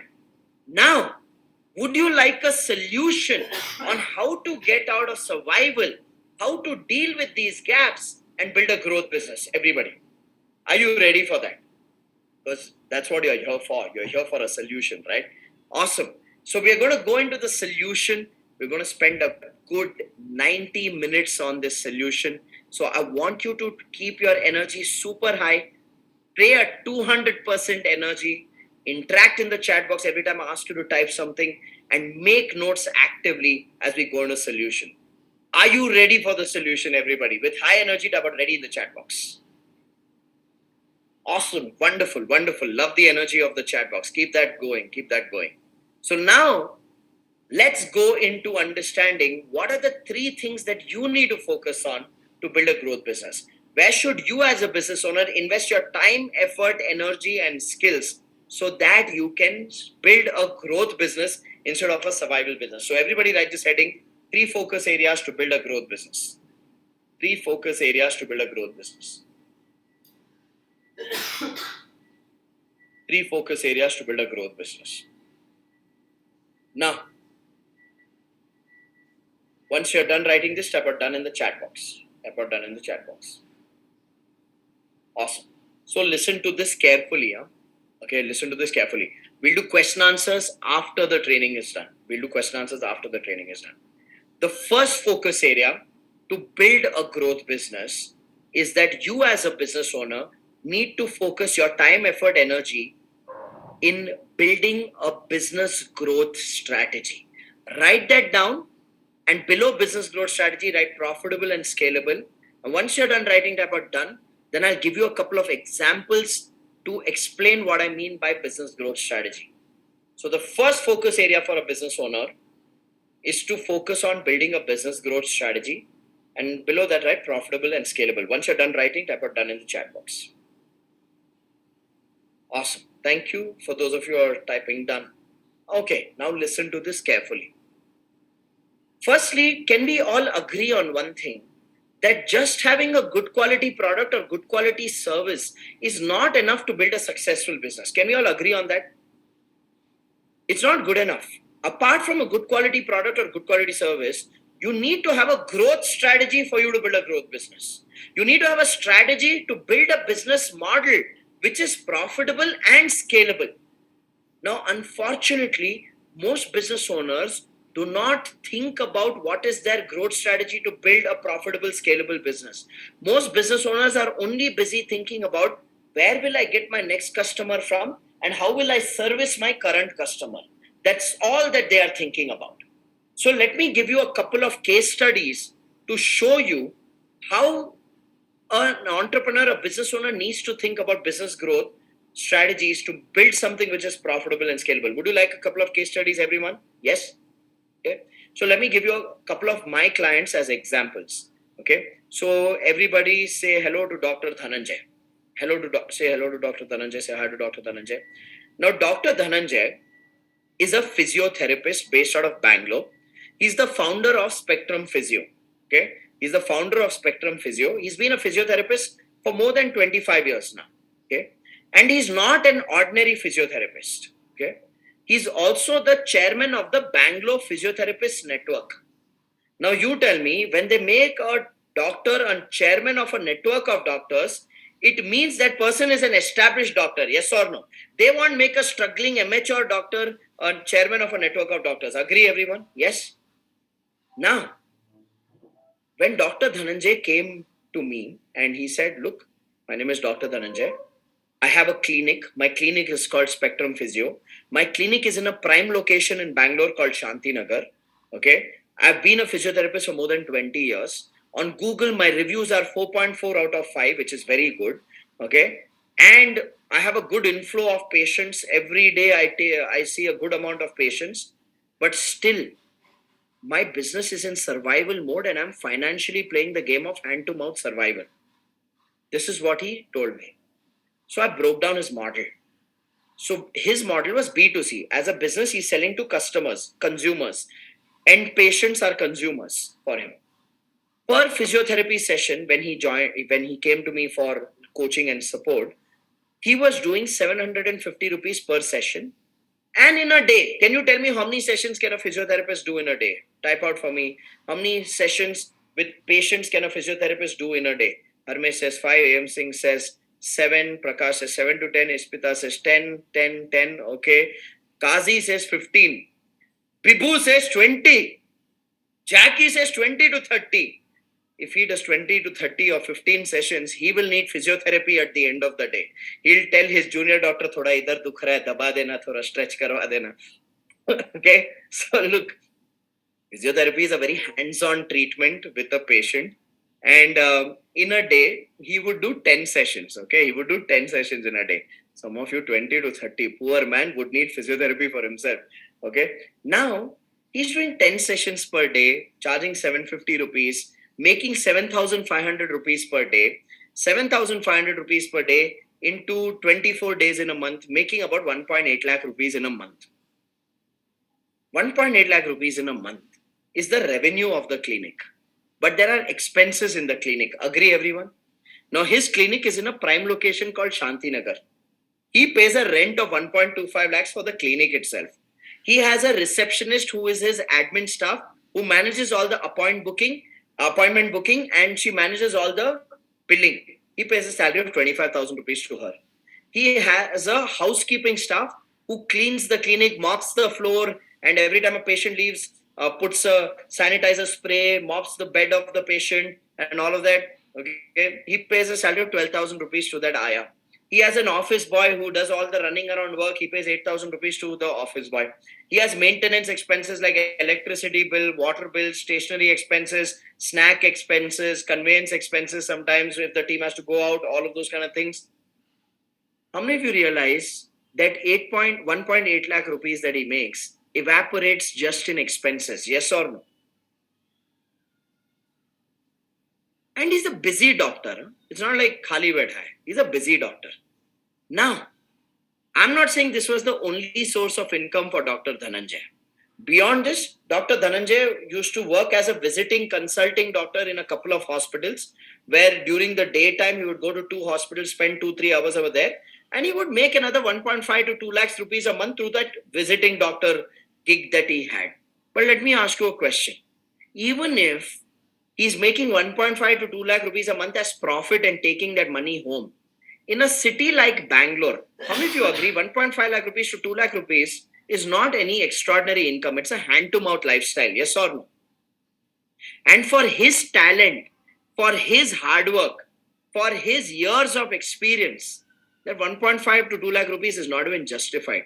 It's better for him to become a real estate broker and sell high value apartments and sell 2-3 apartments in a month and get 1% 2% commission on a 3-4 crore 5 crore apartment and make 5 to 10 lakh rupees, right? Do you realize this is not rewarding his talent, time, and his hard work of years? Yes or no? Now, consider this. This is what I told Dr. Dhananjay.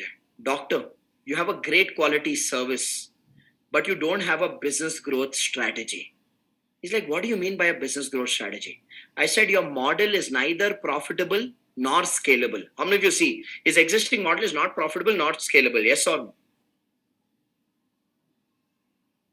Neither is it making him money, nor it's going to scale. It's only dependent on him.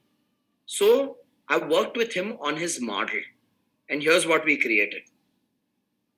Today, Dr. Dhananjay is not just in B2C model taking care of patients.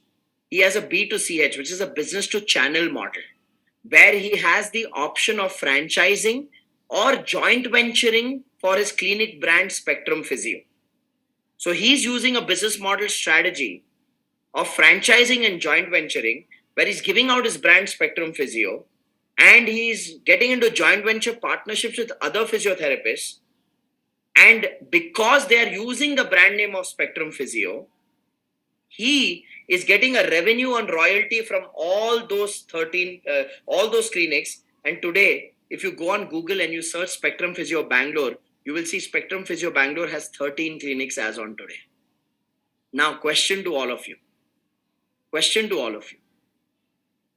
Is he sitting and taking care of patients in every single clinic, in all those 13 clinics?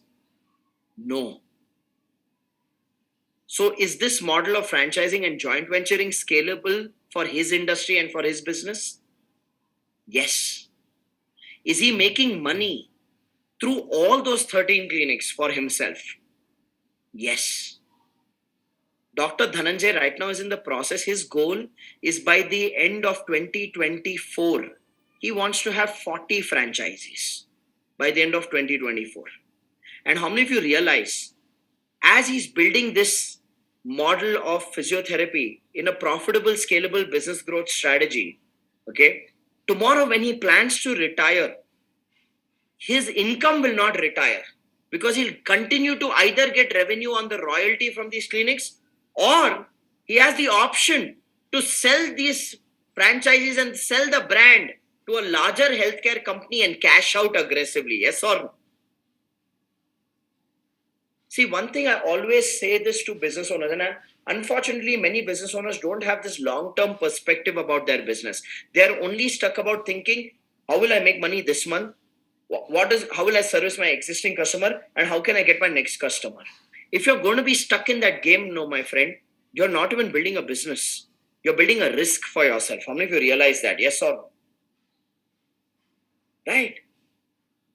Today, God forbid something even happens to Dr. Dhananjay, his family will not be stranded because he set up streams of income. And there's an opportunity of an exit. Right? Let me give another example. Would you like another example of business model transformation in terms of creating profitable, scalable? And mind you guys, when I'm giving you these examples, doesn't mean all of you have to do franchising and joint venturing. Franchising and joint venturing is one strategy. How many of you agree you need to learn what are the different strategies to grow a business and build something which is profitable and scalable? And then you need to adapt the strategy which is relevant to your industry, your customer, your target audience, and your product or service. Yes or no? So I am giving this to you to trigger your brain today, because most people are not even thinking about this. I'll give you another example. Okay. So here's another example. Everybody say hi to Ayan Khan. Say hi to Ayan Khan.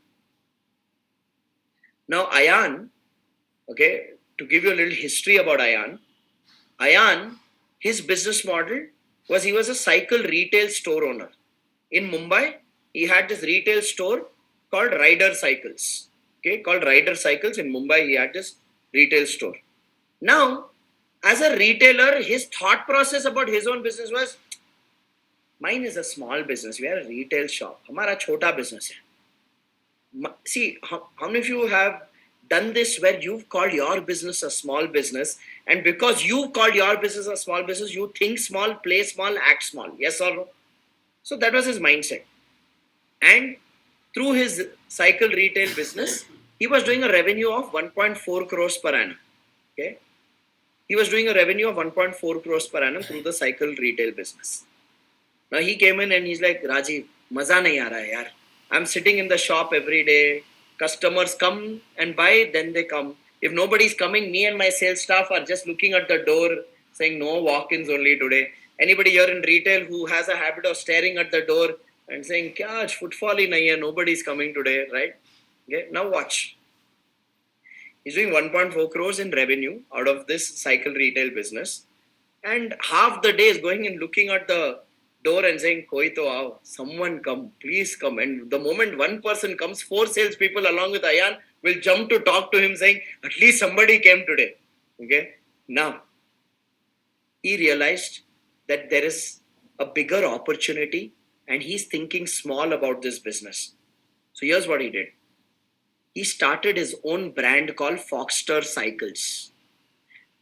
Now, when he started his own brand called Foxter Cycles, I know the moment I say he started his own brand, your questions are, where did he get the money to set up a manufacturing unit to manufacture cycles? What kind of so much investment will be required? Let me tell you something. You don't need money to make money. You need strategies and skills to make money. Money comes later. First, you need to build strategy and skill. Ayan didn't set up his own factory and his own manufacturing unit. He went across the country and met different manufacturers of cycles who already had the factory infrastructure. He went to OEM manufacturers of cycles. He did a quality check. He gave them their specifications. They developed prototypes for him. And he got into a joint venture where they will manufacture. He doesn't have to put money in infrastructure, but he will buy a minimum order quantity of number of cycles. He launched his own brand Foxter Cycles without even setting up a manufacturing unit by white labeling the product. Now, watch. Because he set up his own brand Foxter Cycles, now today he is appointing distributors and dealers not just in Mumbai but across the country. Now, does this make his business more scalable? And does this give him higher opportunity for profitability?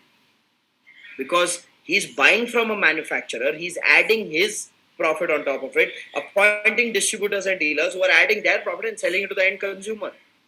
It's a business growth strategy for him. As a result of doing this, in 2 years, Ayan grew from 1.4 crores to 8.5 crores. How many of you think that's a big jump? Ladies and gentlemen, I always say this. There is no small business. There is only a small business owners. There is no small business. There's only a small business owner who says, my business is small, my business is small, my business is small, and that's why they play small. Any business can be scaled up. The unfortunate truth is this. Most business owners are not thinking about what is their growth strategy. They're not thinking about what is a profitable, scalable model for my business.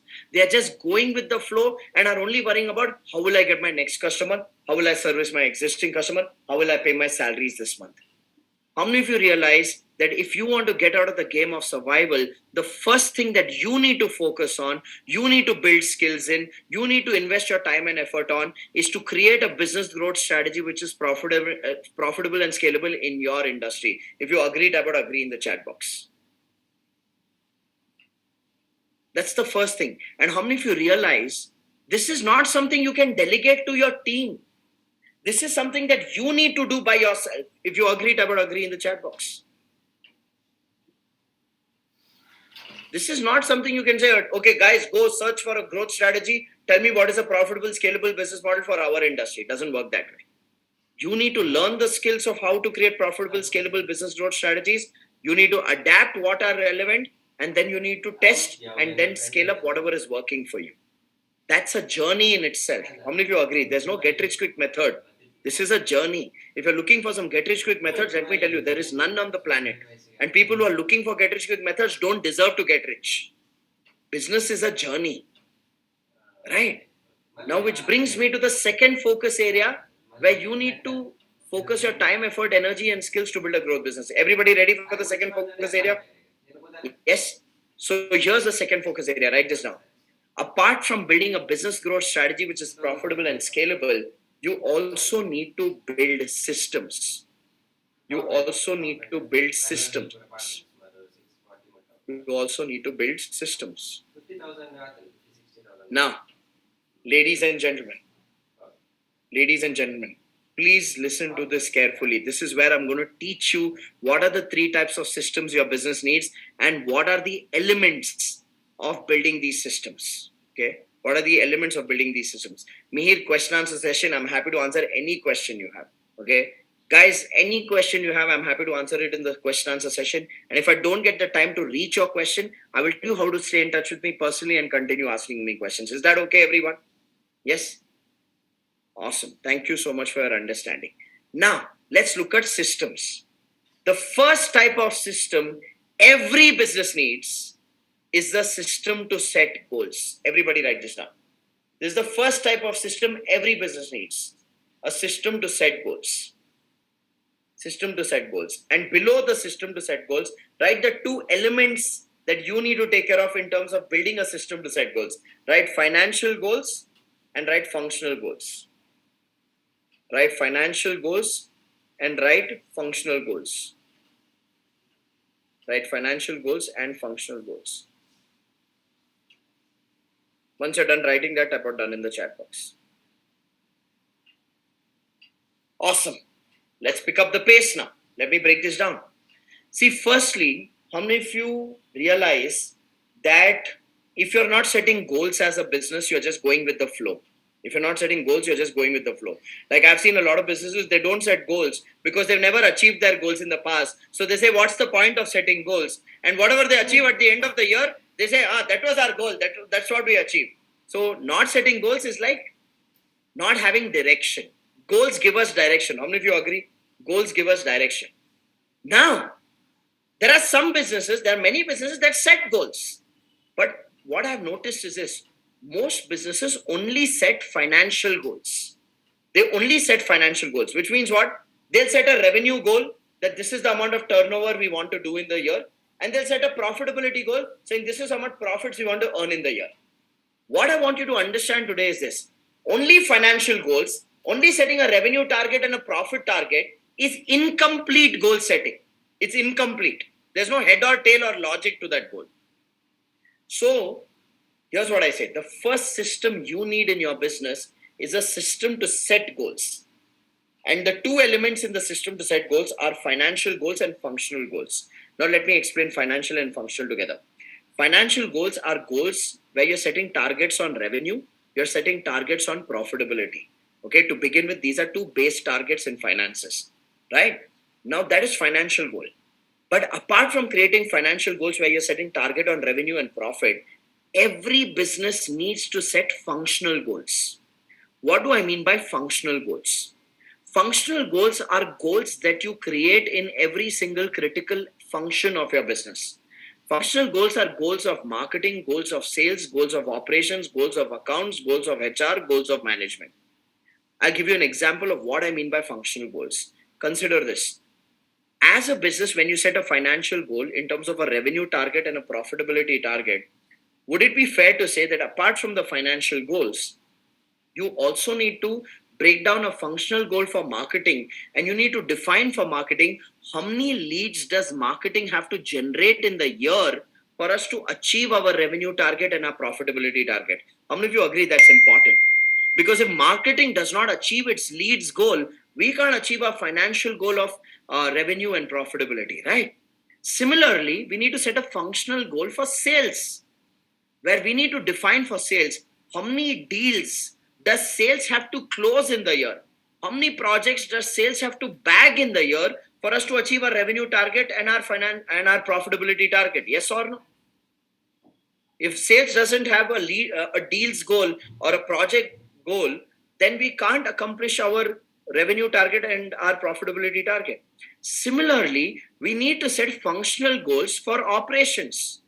Operations is the activities which creates your product or services and delivers your product or services. So you need to set a clear quantity goal of how many products does operations have to manufacture if you're a manufacturing business, or how many products does operations have to sell if you're a trading business, or how many products does, or how many services does operations have to deliver, how many projects does operations have to deliver if you're a services business.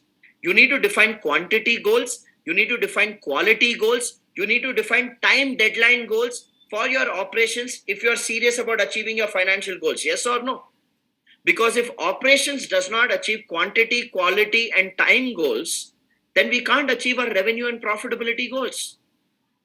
Similarly, in accounts, you need to set up accuracy goals of what will be the level of accuracy of all the data captured in all our accounting books. What will be our compliance goals? What is our reporting goals? So that we are on track for achieving our financial goals. Similarly, for HR, you need to set recruitment goals. You need to set people development goals. Because if you don't have the adequate number of people and you don't have people with the required capability, you can't achieve your financial goals.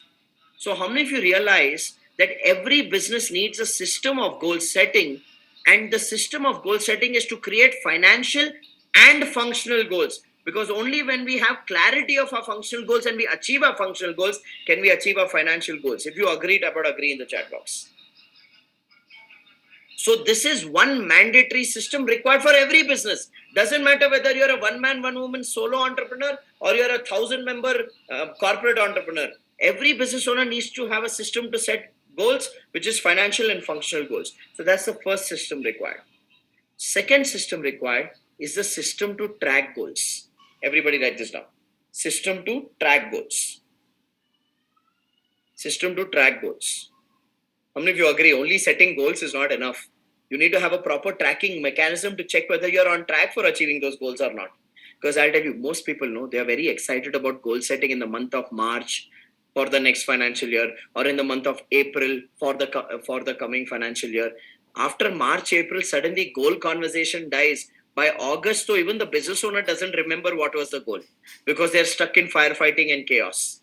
How many of you have experienced that? Right? That's a reality of so many businesses. So write this down. The second system that every business needs is a system to track goals. System to track goals. And below system to track goals, write down these three words: roles, reports, review meetings. These are the three elements required to build a system to track goals: roles, reports, review meetings. RRR. This is not Rajamouli Garu's RRR. This is Rajiv Talreja's RRR. These are the three elements of a system to track goals. Okay, roles, reports, review meetings. Now, let me elaborate on each one of these three elements. Listen to this carefully. What do I mean by roles? How many of you remember playing musical chairs in your childhood at birthday parties? You'd go for a birthday party and they would play musical chairs. They'll keep 6 chairs, they'll have 7 children, they'll play music. 7 children run around the chairs, then they stop the music. Out of the 7 children, 6 children find a chair, 1 person gets out. Some people, they loved that game musical chairs so much in their childhood that even when they grew up as adults and they started a business, they didn't stop playing musical chairs in their office. What do I mean by this? In many businesses, what I notice is that there are no clear roles. And the business owner proudly says, here everybody does everything.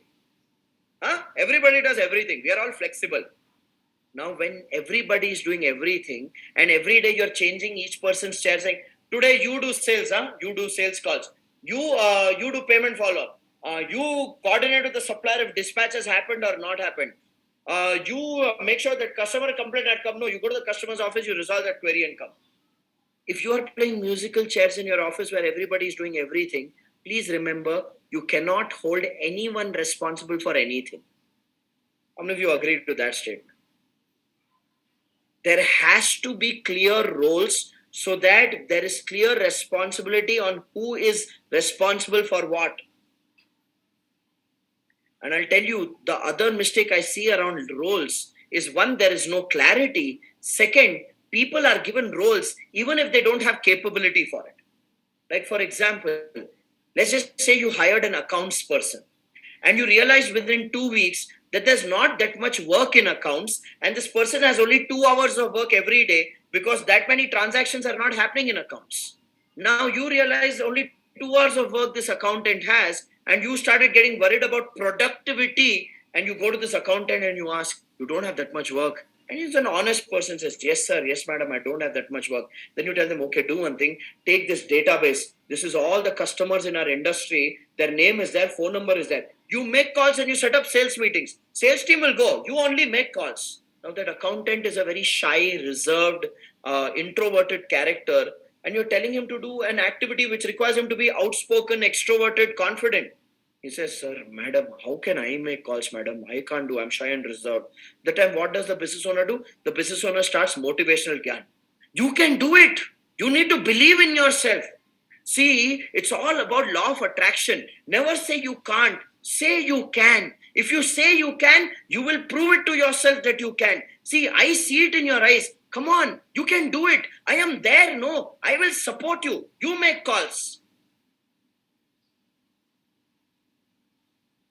That's like expecting a fish to fly.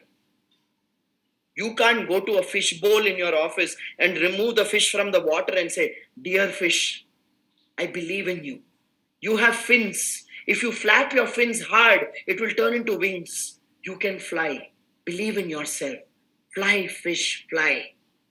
The fish is like, I can't breathe. Put me back in water. Ladies and gentlemen, don't expect a fish to fly. The fish will die. Don't give work to people for which they don't have capabilities for. If you give work to people for which they don't have capabilities for, your entire time will go in motivating them, in begging them, and in abusing them.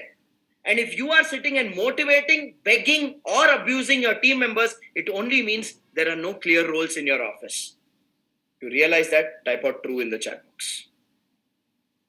The first element, if you want to set a system to track goals, it first starts with giving clear roles to people in alignment with their capability and personality, so we know who we can hold responsible for what. How many of you realize clear roles are important? Yes or no? That's the basic requirement to even set up a tracking system. Without clear roles, there is no tracking system. The second element of a tracking system, apart from clear roles, the second element is reporting templates, which means what? First is everybody needs to have a role in alignment with their capability and personality. Second, everybody needs to have a reporting framework where they are capturing the data of the work that they are doing. Why is it important to capture data? Because the best way to make decisions is by analyzing data. If you're not having reporting templates for people to capture data, then you have no basis for analyzing data and making decisions. And then you're making decisions based on gut feeling and perception. And that gut feeling is not conviction. That gut feeling is the indigestion caused by the rajma chawal you had the previous night. So please understand, if you're serious about building a system-driven business, you need to have clear roles and you need to have clear reporting templates where people capture data. And the reporting templates are different for different activities. If somebody is responsible for sales, their reporting template will be number of calls made, number of meetings, number of prospects in the pipeline, number of irrelevant contacts, stage of proposal. Are we in proposal stage or demo stage or objection handling stage or negotiation stage, and number of deals closed. So that will be data you capture in sales. But if it's a marketing person who's handling digital marketing for you and creating content for you, then the reports will be on type of content, okay, date of content, topic of content, nature of content, number of likes, number of comments, number of shares, number of DMs. Each activity's key metrics have to be broken down into reports? Yes or no? Each activity's key metrics has to be broken down into reports. So that's a second element in a system of tracking goals. Clear roles, clear reports. And then comes a third element in terms of a system of tracking goals, which is consistent review meetings. What do I mean by consistent review meetings? If you're not doing a weekly performance review to check whether we are on track for goals and a monthly goal review to see what we've achieved and what are we going to create for next month, then you are just going with the flow in your business. Now, I'll tell you why many business owners avoid review meetings. Many business owners avoid review meetings because their belief is, Rajiv, when we do reviews, then it becomes full conflict environment. People are not open to answering questions and it becomes an ego battle. It becomes an us versus them and people feel demotivated to do the work. That's why we are not doing reviews. Look, if that is the scenario of review meetings at your workplace, then let me tell you one thing. It only means you don't know how to do review meetings. It only means you don't know how to do review meetings. If in a review meeting you are sitting and asking people, what is the goal? What is done? What is not done? Why is it not done? And then why it's not done, when they tell you the story, you're getting angry and saying, see, you are like this only. You're not hardworking. You're not sensible. You don't have common sense. You're sitting and attacking people. Obviously, people will be demoralized. The job of a review meeting is not to abuse people and blame them. Please understand this. The job of a review meeting is not to abuse people and blame them. The job of a review meeting is to get everybody together, analyze the status of the goal, whether we are on track or not on track. And if we are not on track, to brainstorm solutions on what can we do to get on track. So the job of a review meeting is to analyze the status and brainstorm solutions. It is not to blame people. If you got that type of got it. This is such a common sense thing that is missing in most businesses. When I see review meetings happening, I only see blame game. I only see anger going up, temper going up, sarcasm increasing. That's pointless, my friend. That's pointless. You can't abuse your team member and expect them to be motivated to do the work. You got to make review meetings a solution creation environment rather than a problem creation environment. Now, how many of you realize only when you have these three elements in place, you have clear roles, you have clear reporting templates, you have consistent review meetings, only when these three elements are in place, that's when you have a system of tracking goals. Yes or no? So those are the three elements of a system to track goals. Which brings me to the third type of system. System to set goals, system to track goals. Now the third type of system is a system to achieve goals. Everybody write this down. System to achieve goals.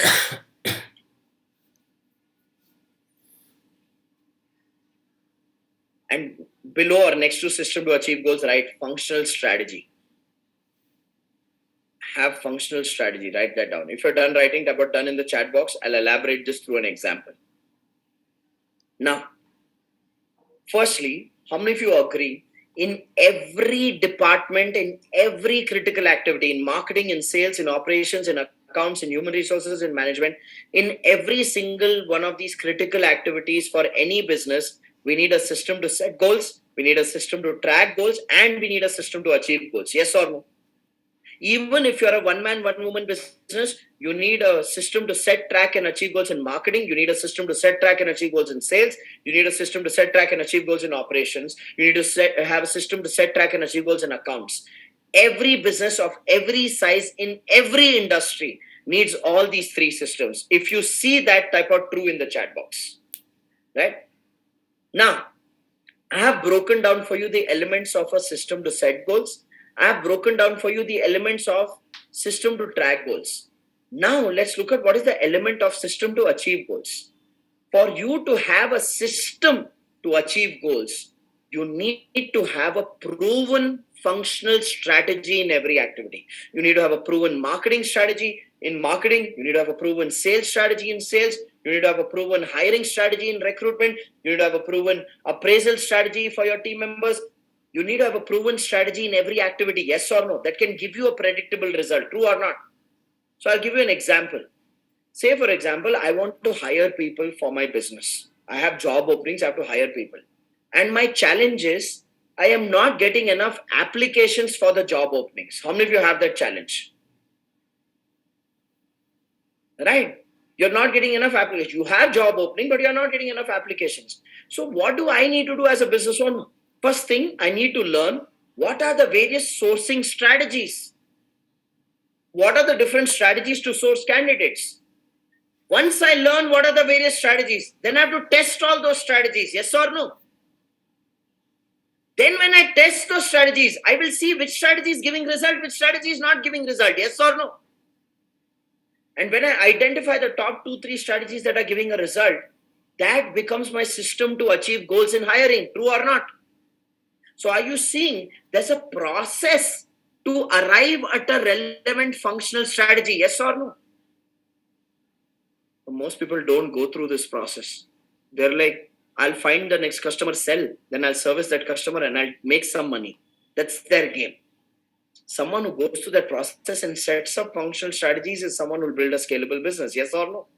So say, for example, I need to hire people. I don't know how to source people. I need to learn what are sourcing strategies. So I need to learn, okay, how can I use employee referrals? How can I use recruitment consultants? How can I use job portals? How can I use social media campaigns? How can I use campus recruitments? How can I use train to hire model? How can I use networking for hiring? So I need to learn different strategies. Then I have to test and I have to see which are the top 2 or 3 which are giving the best result. Then I have to start using that. Then that becomes my system to achieve goal in hiring. Similarly for sales, say for example, I'm in the business of manufacturing this water bottle. Now I need to discover, I need to test different sales strategies to sell this water bottle. So let's just say I see what are the strategies possible to sell this water bottle and I come up with a list, or I learn this from somewhere. I learn, okay, this is a water bottle.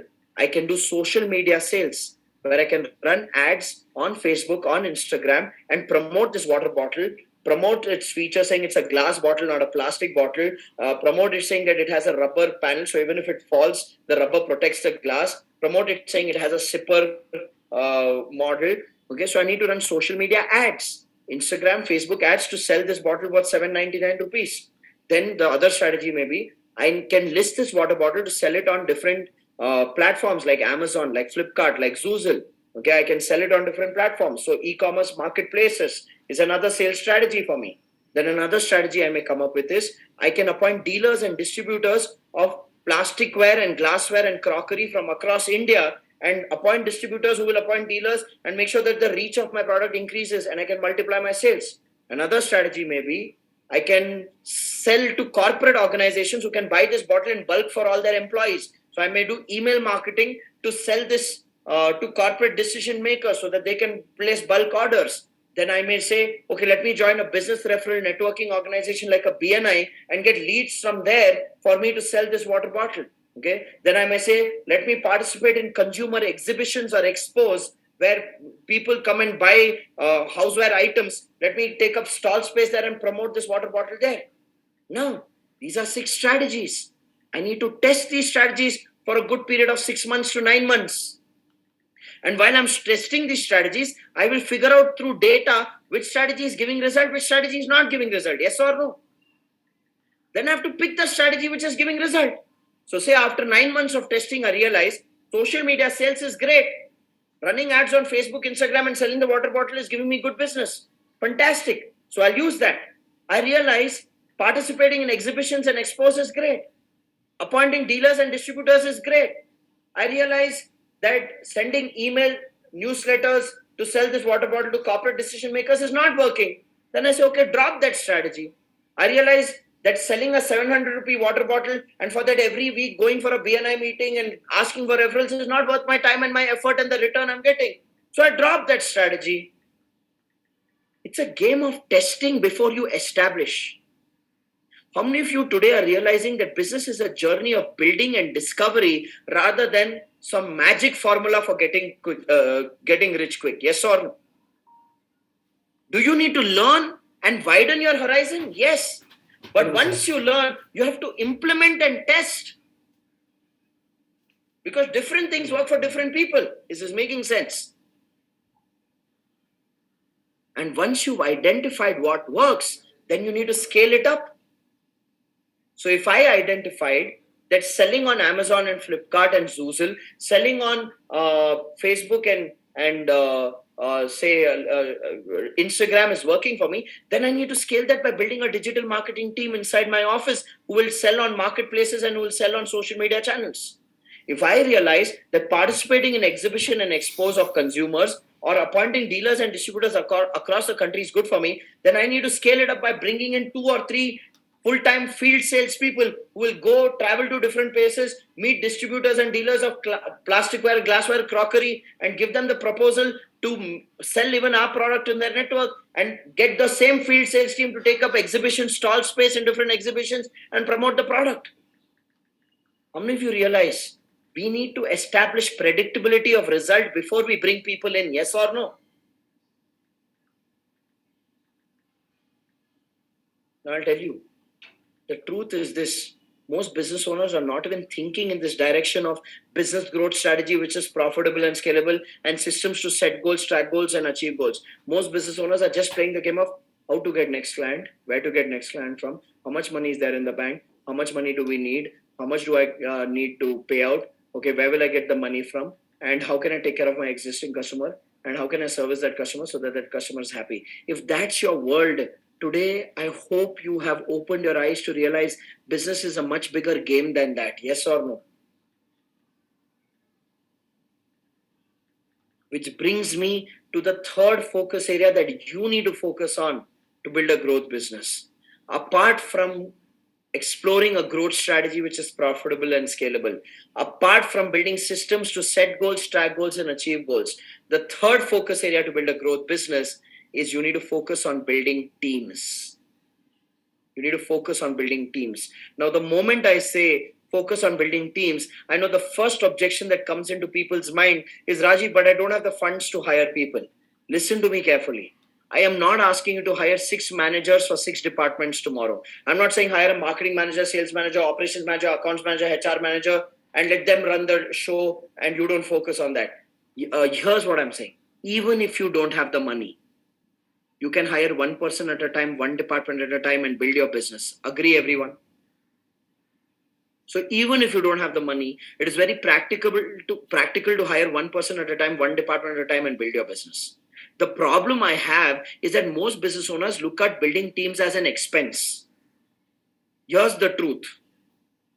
Hiring is an expense for those business owners who hire incapable people because of their own incapability in hiring. When you sit in a job interview and ask a candidate questions like, are you hardworking? Are you committed? Are you open to learning? Will you stay in the company forever? And that person says yes to everything because they're desperate for a job. You are hiring incapable people. And when you hire them, you realize you didn't get an ideal candidate. You got a useless son-in-law into your life. That useless son-in-law wants free food and free respect. And you're going to work to only pay that guy. And that's when you lose faith in hiring, saying, what's the point of hiring when I'm sitting and doing all the work? How many of you agree hiring is a skill? And if you don't have that skill, you'll hire incapable people and you lose faith in hiring. So please understand this. Even if you don't have the money, you can hire one person at a time, one department at a time, and build your business. If you agree to that, I would agree. And it's not about blaming the world and saying capable people don't exist in the market. It's not true. The incapability is at the owner's level where they don't know how to find capable people. You got to hire based on ASK. So under teams, write this down. ASK based hiring. Under building teams, write ASK based hiring. Attitude, skills, knowledge based hiring. You got to hire based on attitude, skills, and knowledge of an individual. Which means what? You need to know what is the attitude required, what is the skill required, what is the knowledge required for every job role. And you need to build a screening and selection mechanism where you can evaluate the attitude, skill, and knowledge in an interview before you hire a person. Now, be honest with me. How many of you genuinely lack this skill? Now, if you lack the skill, do you realize it's an expensive, you end up making expensive mistakes. You end up hiring the wrong people, and in the process you lose a lot of money and you lose belief. Yes or no? So if you lack the skill, make it a part of your learning goals. Make it a part of your learning goals that I need to learn how to evaluate attitude, skill, and knowledge before I can hire someone. Look, everything in business can be learned. Everything in business is a science. How to create a profitable, scalable business growth strategy can be learned. How to build systems to set goals, track goals, achieve goals can be learned. How to create strategies for marketing, sales, operations can be learned. How to hire the right people can be learned. Everything in business can be learned. The challenge is most people are not looking for the solution. Most people are not open to investing their time and money in learning. Most people just rely on their traditional education and common sense to build a business. Please understand, business is a learnable skill. Anything that you don't know from what I'm teaching you, make it a learning goal and make sure in the next 3 months you learn it. If that makes sense, that makes sense.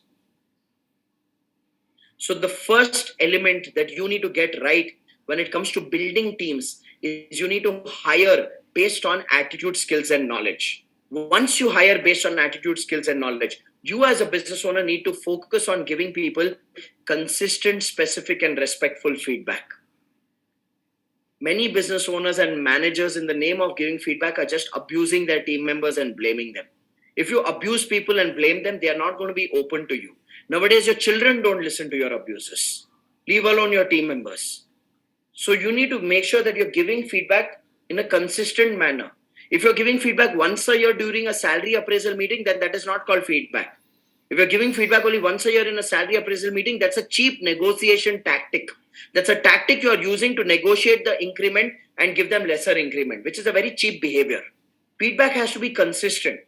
If you have a large team, you need to give one-to-one feedback on a monthly basis to your managers, and your managers need to give one-to-one feedback to their respective team members. If you're a small team, you need to give one-to-one feedback to every single team member so they know what they have to improve. So feedback has to be consistent. Second, feedback has to be specific. You can't give vague feedback like think outside the box, pull your socks up, think at the next level, think differently. You can't do that. That's not going to give any direction. You got to give specific feedback. Do this, say this, ask the supplier this question, follow up like this, send the email like this. You got to give specific solution-oriented, actionable feedback to develop people. And you got to give feedback in a respectful tone. You got to give feedback in a respectful tone. Can't abuse people and expect them to be committed to you. That's just lack of common sense. So, ladies and gentlemen, how many of you realize this is your job as a business owner to evaluate attitude, skill, and knowledge, hire the right people, give consistent, specific, respectful feedback, and develop people, and do salary appraisal scientifically. You got to do salary appraisal scientifically. You need to have clear goals for every role. And you need to tell the team at the beginning of the year, boss, this is what I will measure you at the end of the year and give you your salary appraisal. These are the skills you need to develop for which I'll give you your salary appraisal. It is your job to give clarity of goals and clarity of skills and knowledge required at the beginning of the year, and then calculate at the end of the year how much did they achieve in terms of results, how much did they achieve in terms of skill and knowledge development, and do an appraisal scientifically. But if you don't have this system of doing scientific appraisal, you are not giving goal clarity and skill and knowledge clarity at the beginning of the year. And at the end of the year, you're giving increment just based on who likes you how much, whom you like how much. Based on that, increment is high. If you don't like someone, increment is low. Then you are the master of politics. No? Then that's why people leave. Salary appraisals have to be done based on data of performance and data of capability. It cannot be done based on gut feeling and emotional connection. How many of you are discovering some gaps that you really need to fill immediately? Yes or no? Because this is the mechanics of building teams and retaining teams.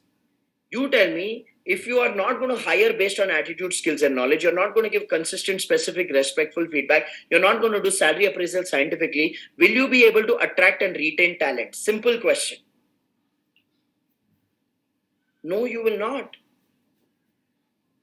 Which brings me to the fourth thing you need to do when it comes to building teams. Apart from hiring based on attitude, skill, and knowledge, apart from giving consistent, specific, respectful feedback, apart from doing salary appraisal scientifically, the fourth thing that you need to take care of is you need to also fire the wrong people. You need to fire people who are lying. You need to fire people who are cheating and stealing. You need to fire people who are manipulative. I'm not asking you to fire people who are not achieving their goals. People who are not achieving their goals have a capability problem. Train them, mentor them, handhold them, coach them, develop them. But somebody who's lying, cheating, stealing, and manipulating has a character problem. Don't tolerate such people. Please fire them. Only when you fire them will you keep the culture clean. And fire them no matter how crucial their role seems to be. See, I've seen business owners. They don't fire even though they know a team member is cheating or lying or stealing or manipulating, because they say, no, Rajiv, see, I know he's stealing 25,000, but he's handling 10 lakh worth of projects. So I'm just ignoring it. You're not ignoring it because you're smart. You're ignoring it because you're gutless. Your fear is if this person goes, everything will fall apart. But the truth is this. How many of you have experienced this? You fired a person out of a lot of fear because you were like, I know this person's not right. You let them go. You thought everything will collapse, but things actually improved. Things actually improved. Right? It's a cleansing of energy, my friend. So if somebody is lying, cheating, stealing, or manipulating, no matter how crucial they are, let them go. Even if there's a temporary disturbance in the results and the activity, it's okay. In the long run, you are sending a message to yourself saying this business will be built based on my values. If you're going to let a terrorist hijack your plane, you're no longer the captain of the plane. Some people say, Rajiv, I hired my best friend. He's my childhood friend. He's only stealing money from the company. How can I tell him on his face and fire him? My friendship will get spoiled. Did he think about the friendship when he was stealing? He didn't. Why are you thinking about it? It's better not to have such friends and relatives in your life who are lying, cheating, and stealing and breaking your trust. Please remember that. Don't be so dependent on relationships when those relationships don't value the relationship. Value people who value you. Don't value people who are actually using your value and actually cheating you and stealing from you. Please understand this. Building a business requires courage, which most people don't have. That's why they get stuck in their mediocrity. Today, I invite you to reflect on your own approach as a business owner, question it, challenge it, change it, and use these 3 focus areas to build a growth business. It is your job to learn how to build a growth strategy which is profitable and scalable. It is your job to learn how to build systems to set goals, track goals, achieve goals, and build those systems. It is your job to learn how to hire, how to give feedback, how to appraise, how to fire, and do what is required so that you build a fair and a focused workplace. How many of you agree to that? Yes or no? These are the 3 focus areas to build a growth business. Now, before I go to the next part of this workshop, I'm not yet done with you. We still have 42 minutes. Before we go to the next part of the workshop, I want to ask you, today you have learned what is the difference between a survival business and a growth business. You have learned the 3 reasons and the 7 factors why business owners get stuck in the trap of survival. You have learned the 3 focus areas for a business owner to build a growth business, which is business growth strategy, systems, and teams, and the elements below them. If you have to use one word to describe your learning experience so far in the last 2 hours and 18 minutes, what would be that one word? Put it in the chat box for me. What would be that one word to describe your learning experience so far? Okay. AM Singh says enlightenment. Amrish says awesome. Prashant says progress. Yogesh says insightful. Pankaj says super valuable. Vatsal says fantastic. Prasad says wow. Prakash says fantastic. Rajesh says incredible. Krishna says good. Piyush says eye-opener. Sagar says eye-opening. Mohammed says spectacular. Anu says great. Mohammed says eye-opener. Colonel Selva says eye-opener. Saurabh says eye-opening. Nandan says eye-opening. Harmesh says eye-opening. Monil says enlightened. Dhaval says fruitful. Yamini says enlightened. Prakash Shah says valuable. Mohit says amazing. Okay, Sandeep says new. Deepthi says great. Fatima says clearance. Naman says self-awareness. Pahlajani Samir says great. Mohit says wow. Gunjan says eye-opener. Mihir says eye-opener. Lily says stop firefighting. Mohammed says wonderful. Anthony says impeccable. Awesome. Thank you, everybody. I may not be able to read all your names, but thank you so much. I'm glad you found value. So let me ask you a question. For how many of you, whatever you've learned here has opened up a new dimension for you to focus on to take your business to the next level? And how many of you realize that what you are thinking is the problem was not the problem? There are bigger macro things you need to take care of. If you got a new dimension that you need to focus on, type out new in the chat box. Okay. Awesome. Second question.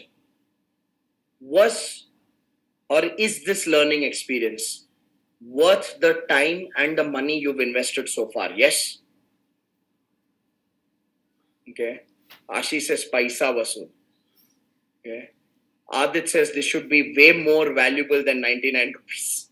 I agree. Okay. Awesome. So how many of you have a new direction to put in effort? How many of you have new direction to put in effort? Awesome. Now, can I be real with all of you? Can I be absolutely honest and transparent with all of you? Okay.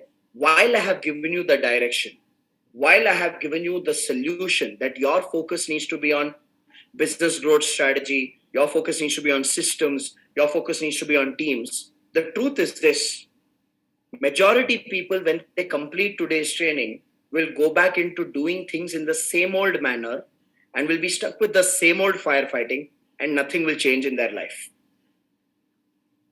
Yes or no? Majority people will just go back, because I'll tell you something. Life takes over, environment takes over, distractions takes over, crisis takes over, and chances are that what feeling you're feeling right now will not last. Chances are. Okay. Now, if your resolve is strong and you're like, no, Raji, I really value the value you've added in the last 2 hours, 22 minutes. I really value this learning. I'm going to make changes in the way I'm building my business. I'm going to make changes in the way I'm operating. I'm happy for you. But I know for a fact, most people just get lost. Most people just get lost in their challenges and firefighting. And I'll tell you why. Why people get lost is one, environment. The second is lack of skills. What do I mean by that?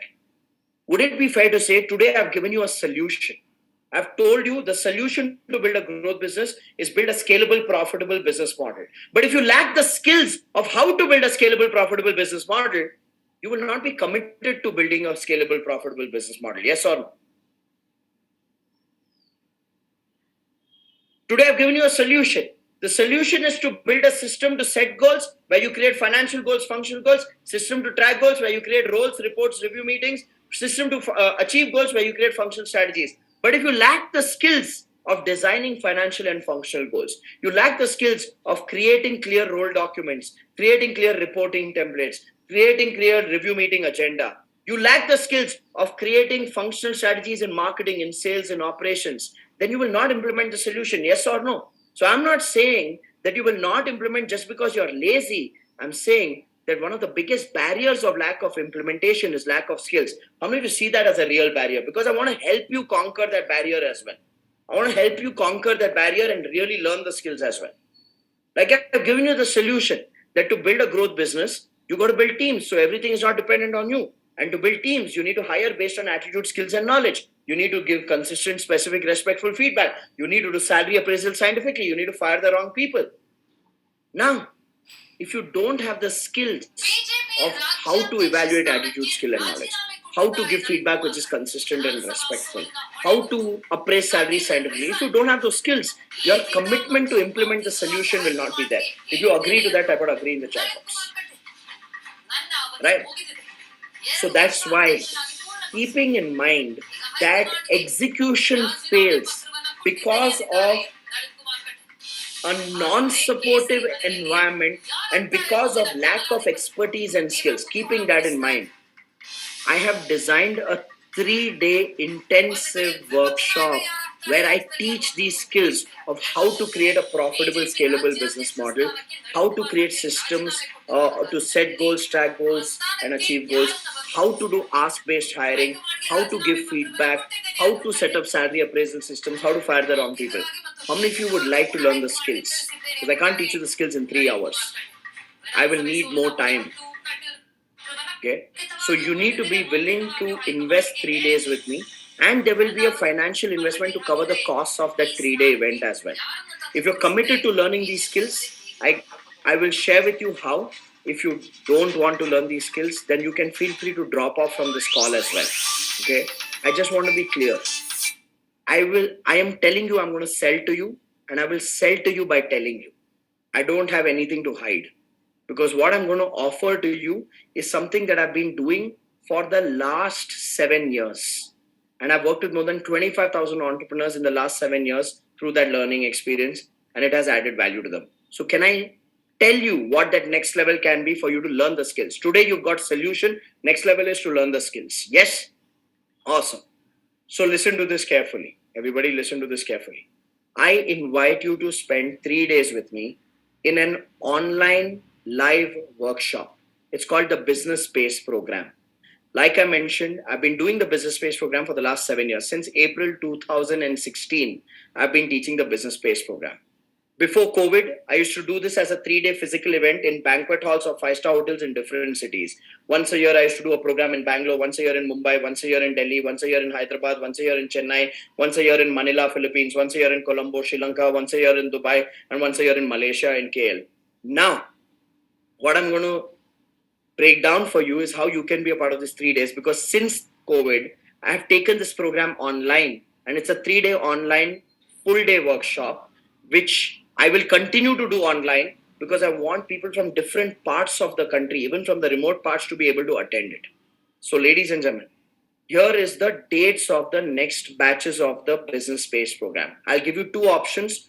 Choose whichever option works for you. Choose whichever option works for you. Option 1 is 14th, 15th, and 16th of July 2023. It's a Friday, Saturday, and Sunday. Option 2 is 8th, 9th, and 10th of September. It's also Friday, Saturday, Sunday. I do this once in 2 days, once in 2 months, because I'm an entrepreneur.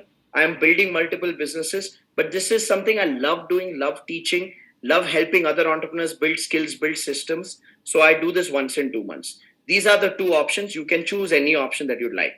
The timing of the program is from 10 in the morning to 7 in the evening. It's an online live event.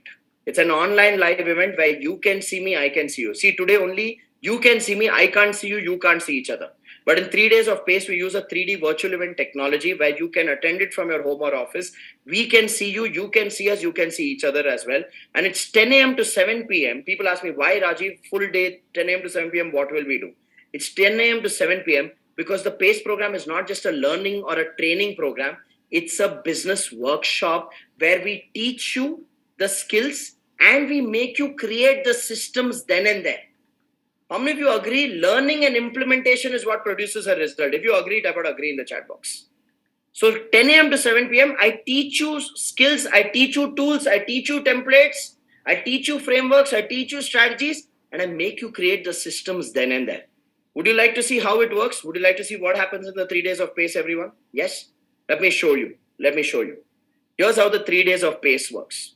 On day 1, from 10 in the morning to 4 in the evening, I give you a template for creating holistic goals. I give you a template, which is a 6-page template where you need to answer questions to create financial goals and functional goals. Now, how many of you agree it's not just enough to create a revenue target and a profitability target? We need to break down marketing goal, sales goal, operations goal, accounts goal, HR goal, management goal, so that we can grow our business. Yes or no? Right? Now, this template, you will not just learn it. The reason we spend 10 a.m. to 4 p.m. is you will create your goals then and there on day 1 of the PACE program. And while you're creating your goals, if you have any questions, your questions get answered then and there. So you have absolutely clear, holistic goals. How many of you think that will be useful?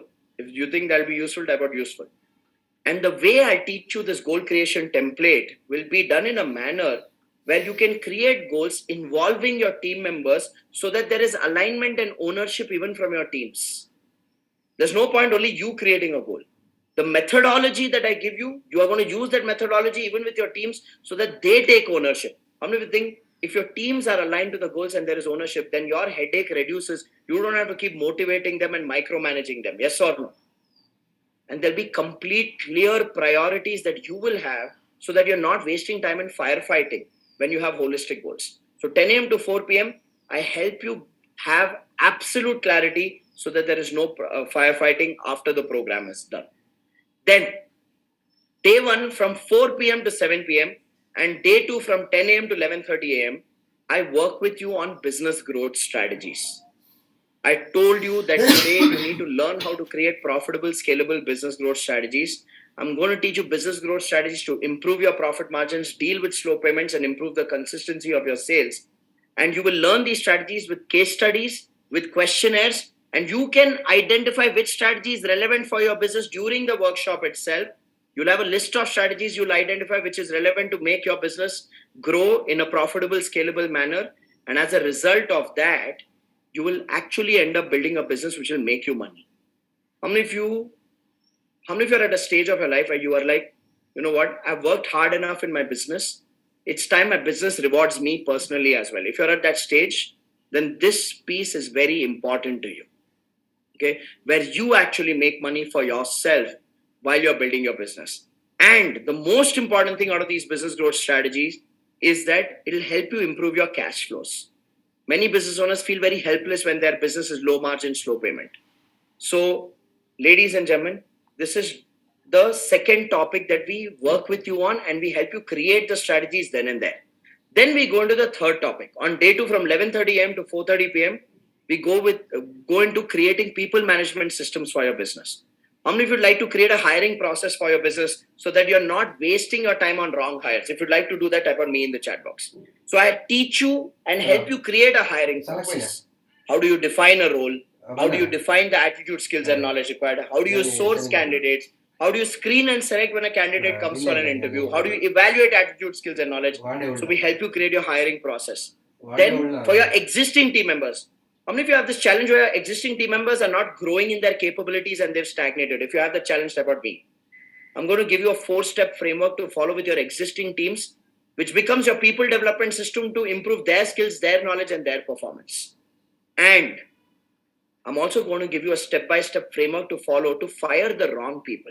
Fire people who are lying, cheating, stealing, manipulative in a manner where they don't have a grudge against the company, but you also make sure that you are leaving them and letting go of them to protect the interests of your organization. And finally, I also teach you how to set up a salary appraisal system. How many of you have this pattern where you don't have a salary appraisal system and either you're giving a uniform increment to everyone, which is not fair to the performer because the non-performer is also getting the same increment, or you're giving salary increment based on who negotiates well in the appraisal meeting, or you're giving salary increment based on how much you like a person or how much you dislike a person. If you're doing salary appraisals in that way, it's unfair. I'm going to teach you how to set up a scientific salary appraisal system where people will get what they deserve and they'll be clear while they are getting it. So, as you set up this people management systems, you'll reduce owner dependency. You will save time and money by avoiding wrong hiring. You will retain talent because you're honoring people based on what they deserve, and you're building a fair workplace. If you'd love to make all this happen for yourself, type out love it in the chat box. Type out love it in the chat box. So this is day 2 from 11:30 to 4:30. Then, once we worked on your goals, we worked on your business model strategy, we worked on your people management systems. Then from 4:30 to 7 p.m., we'll go into functional management. What do I mean by functional management? Every business has 7 functions that have to happen consistently. Marketing has to be consistent, sales has to be consistent, operations has to be consistent, accounts has to be consistent, R&D has to be consistent, HR activities have to be consistent, management activity has to be consistent. Would you agree that if we don't have clear systems in these 7 functions, then we are playing the game of firefighting and chaos? Yes or no? So first, what we'll do on day 2 from 4:30 to 7 p.m. is you will evaluate every single function. You'll evaluate your marketing, your sales, your operations, your accounts, your R&D, your human resources, your management activity. And then based on that evaluation, you will identify which function needs priority attention. And based on whichever function needs priority attention, I will teach you 9 steps to build team system strategy in that particular function. I'll teach you 9 steps to build team system strategy and activate that business function so that you have clear priorities. You can save your time, you can save your money, you can activate marketing, sales, and operations for stability and growth of your business. So this happens till day 2 evening. Once we've set up your people management systems, functional management system, business growth strategies, and holistic goals, then we spend the entire day 3 from 9 in the morning to 7 in the evening to give you specific steps to grow your business. Each one of you are different. Some of you are at a stage of struggle and survival, you need to move to stability. Some of you are at a stage of stability, you need to move to success. Some of you are already successful, you need to move to scale. We give you specific steps relevant to your business. Okay? Specific steps which are relevant to your business. And as an impact of that, you get a proven framework for business growth. You don't need to reinvent the wheel through trial and error. Ladies and gentlemen, this is the 3 days business space program where we are going to learn and create stuff then and there. Now, I need you to understand one thing. Who needs to register for this program? Who should not register for this program? Can I spell that out openly for all of you so you make a clear, informed decision? Yes. Now listen to this carefully, everyone. Listen to this carefully. If you are in a job, please don't waste your time and money by registering for the 3 days business space program. If you're in a job, this is not for you, because if you're in a job, you may not have the decision-making authority to change the goals, change the business model strategy, change the people management processes, change the functional management systems. Agree? You won't have the decision-making authority. So why waste your time and money on something that you can't implement? Okay, so if you're in a job, please don't waste your time and money. Second, if you are an aspiring business owner, which means you don't have an existing business, you plan to start a business after 3 months or 6 months or 1 year or 2 years, then please don't register for the business space program and waste your time and money. For the simple fact that the business space program is a learning and creation workshop. If you don't have a running business, then what will you create goals for? What will you create business model strategy for? What will you create people management systems and functional processes for? Nothing. So I don't want you to waste your time and money on something that is not of value to you. So is that clear? If you're in a job, don't register. If you're an aspiring business owner who plans to start a business in the future, don't register. If that is clear, please type clear in the chat box. Please type clear in the chat box. Awesome. Now, which brings me to who should register. Vishwesh is saying, thank you for your honesty. Okay. Farooq saying, very transparent. Thank you. Well, I have a simple philosophy, guys. AM Singh is saying, appreciate it. I have a simple philosophy. I've been an educator for 17 years. I've been teaching this to business owners for the last 7 years. My philosophy is simple. If my work does not add value to you, then your money does not add value to me. I don't want to take any karmic imbalance of anybody. किसी के हराम का पैसा नहीं चाहिए मुझे. If I'm able to add value to you, invest and continue the journey. If I'm not able to add value to you, don't invest. Simple philosophy. So if you're in a job, okay, Jigar, absolutely. If you're in a job, if you're in aspiring entrepreneurship stage, do not waste your time and money in this program. Clear? Yes? Okay. Now, those of you who are in business, listen to me carefully. Question to you is this. Do you think it is important for you to learn how to create goals in a manner where your team members are aligned to it and they take ownership? Yes or no? Doesn't matter what is the size of your business. Okay? Second, do you think it is important for you to learn how to create a business growth strategy which is profitable and scalable? Doesn't matter what industry you belong to. Do you think it is important for you to set up people management systems like hiring process, firing process, people development system, salary appraisal system? Yes. Do you think it is important for you to learn how to set up marketing, sales, operations, R&D, accounts, human resources so you build a stable and successful business? Yes. So consider this. As long as you are a business owner, the size of your team doesn't matter. Whether you're a one-man, one-woman solo entrepreneur, or a 2-member, 5-member, 8-member, 10-member micro entrepreneur, or a 30, 50, 80, 100, 200, 500 member SME entrepreneur, the size of your team doesn't matter. The sector you belong to doesn't matter. Whether you're manufacturing, trading, retail, real estate, services, IT, doctor, lawyer, chartered accountant, trainer, coach, architect, interior designer, distributor, wholesaler, retailer, doesn't matter what business you're building. How many of you would agree these skills are critical to any business owner of any size in any industry? If you agree, I would agree in the chat box. So if you're a business owner, this is a must to do for you, because the cost of not doing it is way higher than the investment I'm going to tell you for doing this. So would you like to know what is the investment? Yes? Okay, so listen to this carefully. These are some statistics that may interest you before I tell you the investment. As Quantum Leap, as a coaching company in the last 7 years alone, we worked with more than 5 million business owners through our content. 5 million business owners have consumed our content. We have 280,000 paid customers who are business owners. We have 25,000 plus PACE graduates, the program I just spoke to you about. We have 3,000 plus one-to-one coaching clients from 192 different industries. We're Asia's largest business coaching company. We're not some fly-by-night trainer who was born during the pandemic. Okay? We're building Asia's largest business coaching company for MSME business owners. And in 2021-2022 alone, the 361 MSMEs who we did one-to-one coaching with, they generated 5,126 crores additionally from coaching above and beyond what they were already doing in the past. Okay. So ladies and gentlemen, if you are an MSME, if you're a micro, small or medium enterprise, you need to continue this journey with us. Let me tell you the investment. Before COVID, I've been doing this from April 2016. We used to do it in banquet halls. We used to provide lunch and dinner. That's why the charges was 30,000 rupees for 3 days of PACE. We used to also encourage people to buy a workbook which has all the tools, templates, which is a 40-page workbook for 10,000 rupees. So the investment before the pandemic in the 3-day PACE program, including the workbook, including lunch and dinner, was 40,000 rupees. Okay, that was the investment. Now, since the pandemic, since July 2020, I've taken this program online, and like I mentioned, we continue to do it online because entrepreneurs from different parts of India and from different parts of Southeast Asia and Africa attend this program. Now, considering we are doing it online, we don't have the cost of lunch and dinner and banquet charges of a 5-star hotel. So we've reduced the investment for business owners and made it more affordable for them.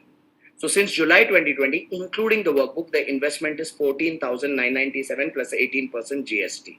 We will email you the workbook 1 week before the program. You need to print it out and keep it with you during the 3 days of the training and make notes and create your goals, your strategies on the workbook. So the investment is 14,997 plus 18% GST. Now, for those of you who take action today and you decide to register for the July batch or the September batch, we're going to give you 2 early bird action taker offers. Here's the first early bird action taker bonus. On my website, rajivtalreja.com, under the shop section, there are 3 video courses. One is on mastering your time, because most business owners struggle with managing time. The second is on mastering your life, which is your energy and focus. And the third is on the stages of scaling your business and the steps to grow your business. Now, these 3 video courses, these are recorded courses, these 3. We sell it on my website, rajivtalreja.com, under the shop section for 6,000, 6,000 and 8,000 rupees, which is a collective value of 20,000 rupees.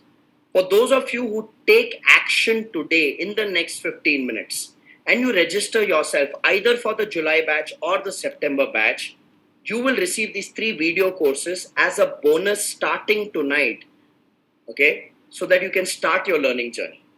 You will receive these bonuses worth 20,000 rupees as a gift provided you register in the next 15 minutes. This is your first bonus. The second bonus is this. For those of you who register in the next 15 minutes, your investment in the 3-day PACE program will not be 14,997 plus 18% GST. Your investment will be 9,999 inclusive of GST. So I'm going to ask my team to put the link in the chat box. This is the early bird payment link. You can use this link and you can register in the next 15 minutes. If you face any challenge in making the payment on this link, OTP challenge, your bank is not there, whatever, you can call the customer support team on +91 9632 005703. You can use this link right now. Make sure you take action right now if you are a business owner.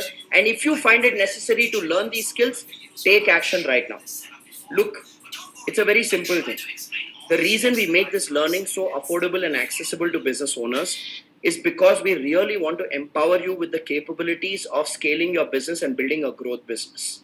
Okay. The value of the knowledge you received here today in 3 hours is way more valuable than 9,999 rupees, and I don't have to justify or establish that. These 3 days are critical skills which will change your life.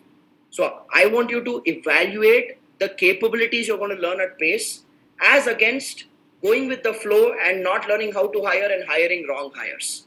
Evaluate the capability you're going to learn about building a growth business model versus just playing the game of month-to-month survival. I believe any business owner who values their business and understands the value of this learning will take action and not lose out on this opportunity. So you can use the same link for the July batch or the September batch and register right now. If you have any questions regarding the PACE program, you can put the questions in the chat box right now. I will answer these questions in the next 13 minutes that we have. I'll answer questions regarding PACE. After these 13 minutes are done, we will open the forum for any kind of question answer based on what I've taught you today. So even those of you are not coming on board to PACE, you can stay back, be patient. After this 13 minutes timer is done, I'll open the forum for any kind of questions to be answered. But for now, I'd like to answer questions specifically of those who want to come to PACE and have any doubts or clarifications to make before they make the payment. Make sure you take action. There are 13 minutes for this offer. Awesome. Hitesh, reach out to the customer support team, see what they can do to support you. They'll figure an alternative out for you. Reach out to the customer support team.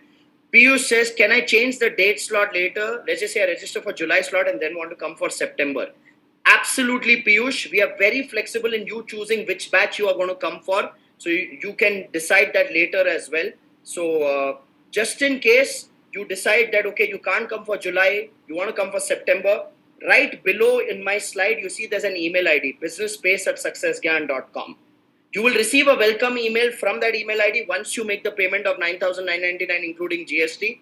Later, if you change your mind about postponing your workshop from July to September batch, you can reply to that email and say, hey, listen, can you transfer my payment to the September batch? I'd like to come for the September batch. We are very flexible with that, Piyush. However, Piyush, I also want to highlight, we are okay with you changing the date of the batch, but we are not okay with you attending one day in one batch and coming back later and saying, I attended one day in July, I want to attend 2 days in September. That we don't allow.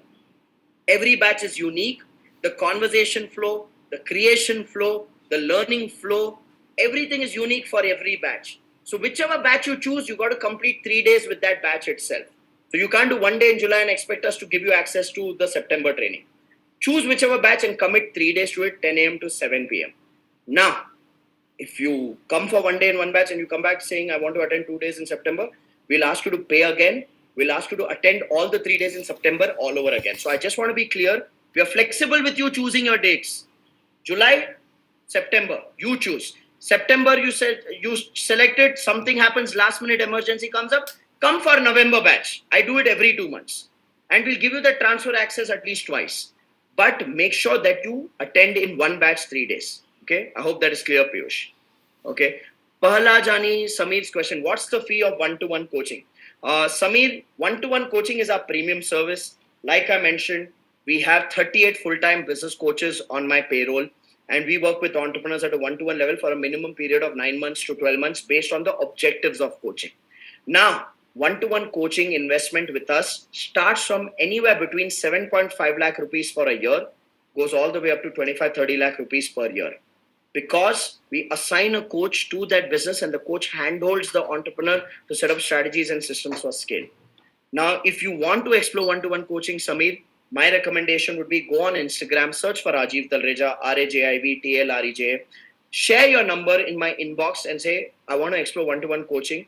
And we will have a growth consultant who will reach out to you, get on a call with you, understand the objectives of your coaching, understand the challenges of your business, the goals you have, your product or service, your organization, all of that, and then share with you how our coaching engagement works. And based on the depth of the engagement of the coach, we will come up with a proposal and you can take the coaching journey forward. Now, please note that the minimum investment is 7.5 lakhs, can go up to all the way up to 25-30 lakhs. It depends really on your business and your objectives.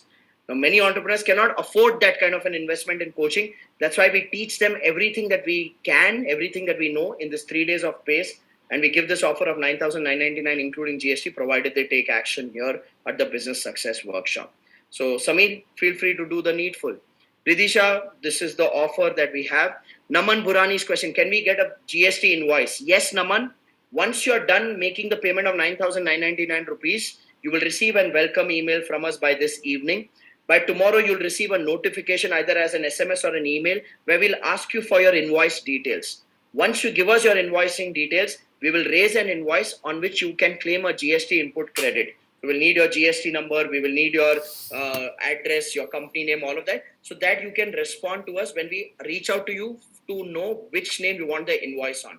So Naman, that we take care of. And for those of you who take a GST invoice, you claim the GST amount of the 9,999 rupees as an input credit. So technically your investment is for 8,475 rupees.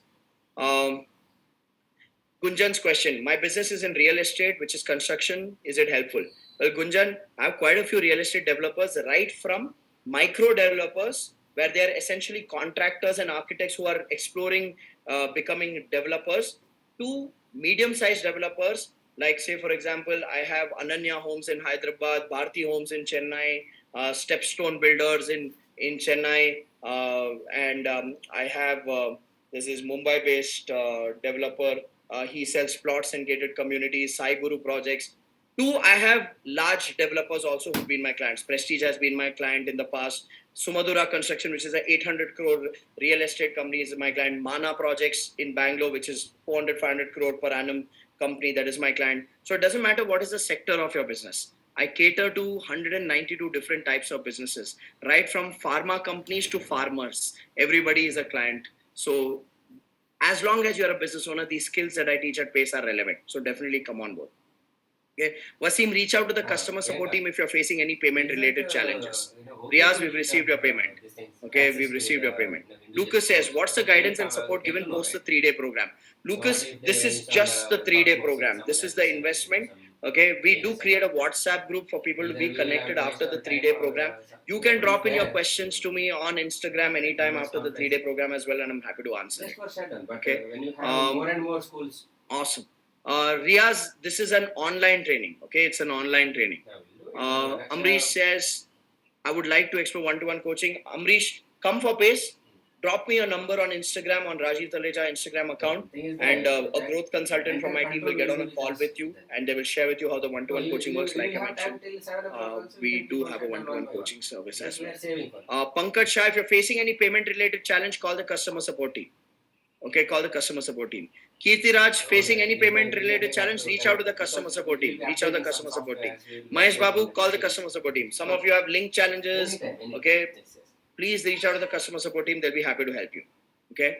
Dhaval says, is PACE a one-to-one solution program? Will it give solution to individual business challenges? So Dhaval, good question. And I'll also add Ashish's question to Dhaval's question and answer it once for all. Ashish's question is, how many people will be there at a PACE program? Will I get personal attention? Okay, so I'm going to answer. These are similar questions. Some of you are putting similar questions, so let me answer that together. So firstly, since April 2016 till date, every batch of PACE has either been of the size of 250 business owners all the way up to 2,000 business owners. So that's the batch size, 250 to 2,000. Now, some of you will be like, how can it work and be effective at that scale? How will I get personal attention? How will my questions get answered? So listen to me, let me explain the format. This is a 3-day online virtual training. All the 3 days, 10 a.m. to 7 p.m., I am the only trainer. I'm the only one who's teaching all the strategies, systems, tools, templates, skills to you. Nobody else. However, every 2 hours in these 3 days, as I teach you a tool or a template or a system or a strategy, every 2 hours across the 3 days, you're put inside a breakout room. You're put in a breakout room online, which will have a smaller group of participants with you who are attending the program. And in every breakout room, there's a business coach from my team. Now, the job of the business coach in the breakout room is to answer your specific questions. Now, we do this breakout room every 2 hours across the 3 days of the PACE program. And on day 1 and day 2, we encourage participants to stay back post 7 p.m. and continue to ask us questions in the breakout room, so that we can add value and nobody walks out with an unanswered question in the 3 days. Now, on day 1 and day 2, post 7 p.m. breakout room sometimes go on till 9:30, 10 or 11 in the night as well. So we are happy to stay back and answer as many questions as you have. We are there to support you. The program works because we have this support mechanism of coaches in the breakout rooms to answer individual questions. So Ashish and Dhaval, I hope you got your answer. That the teaching is centralized. The question and answer is one-to-one in groups. So you ask a question, we give you an answer to that in a small group in breakout rooms. And that's why it's working for 7 years, right? I mean, a program wouldn't sustain and be the same way for 7 years if it doesn't create an impact, right? Awesome. Pratiksha, we've received your payment. Prashant, reach out to the customer support team, Prashant, if you need the link. They'll be happy to help you. Nayantara, yes, you will get a GST invoice once you're done the payment. We will reach out to you in the next 24 hours with an SMS and an email notification for you to share your invoicing details, and you will get a GST invoice for it. Vivekanand, payment done. Shaiful, payment done. Pankaj, reach out to the customer support team. Okay. Awesome. Riddhi, reach out to the customer support team. Kanishka says, I'm a makeup artist. Will it be helpful? Kanishka, if you're active on Instagram, I'd urge you to go check out Kajol Paswan, based out of Mumbai. She's a makeup artist, and she's been able to scale a business multi-fold. She's a student of mine. She's a client of mine. And she's been able to grow her business tremendously. So it doesn't matter what industry you're in. Trust me, I have case studies of even farmers who are farming and learning pace and implementing it in their farming business, right? Awesome. Mohammed, it's an online training, so it doesn't matter whether you're based from Ahmedabad, Hyderabad, or whichever Bad. Okay. Dimple, absolutely. Guys, okay, some of you are asking, will it work for this business? Will it work for that business? Let me put it this way. You ask yourself, for your business, do you need to learn how to create goals which are holistic, financial and functional, in a manner where your team is aligned and taking ownership? If yes, come to Pace. Do you need to learn business growth strategies to make your business model profitable and scalable? If yes, come to Pace. Do you need to learn people management systems of how to hire, how to fire, how to appraise, how to develop your existing staff? If yes, then come to Pace. Do you need to learn how to activate your business functions, how to make sure marketing, sales, operations, R&D, accounts, human resources are activated where you can build team system strategy in them? If yes, come to Pace. Do you need to learn how to grow business from struggle and survival to stability, from stability to success and success to scale? If yes, come to Pace.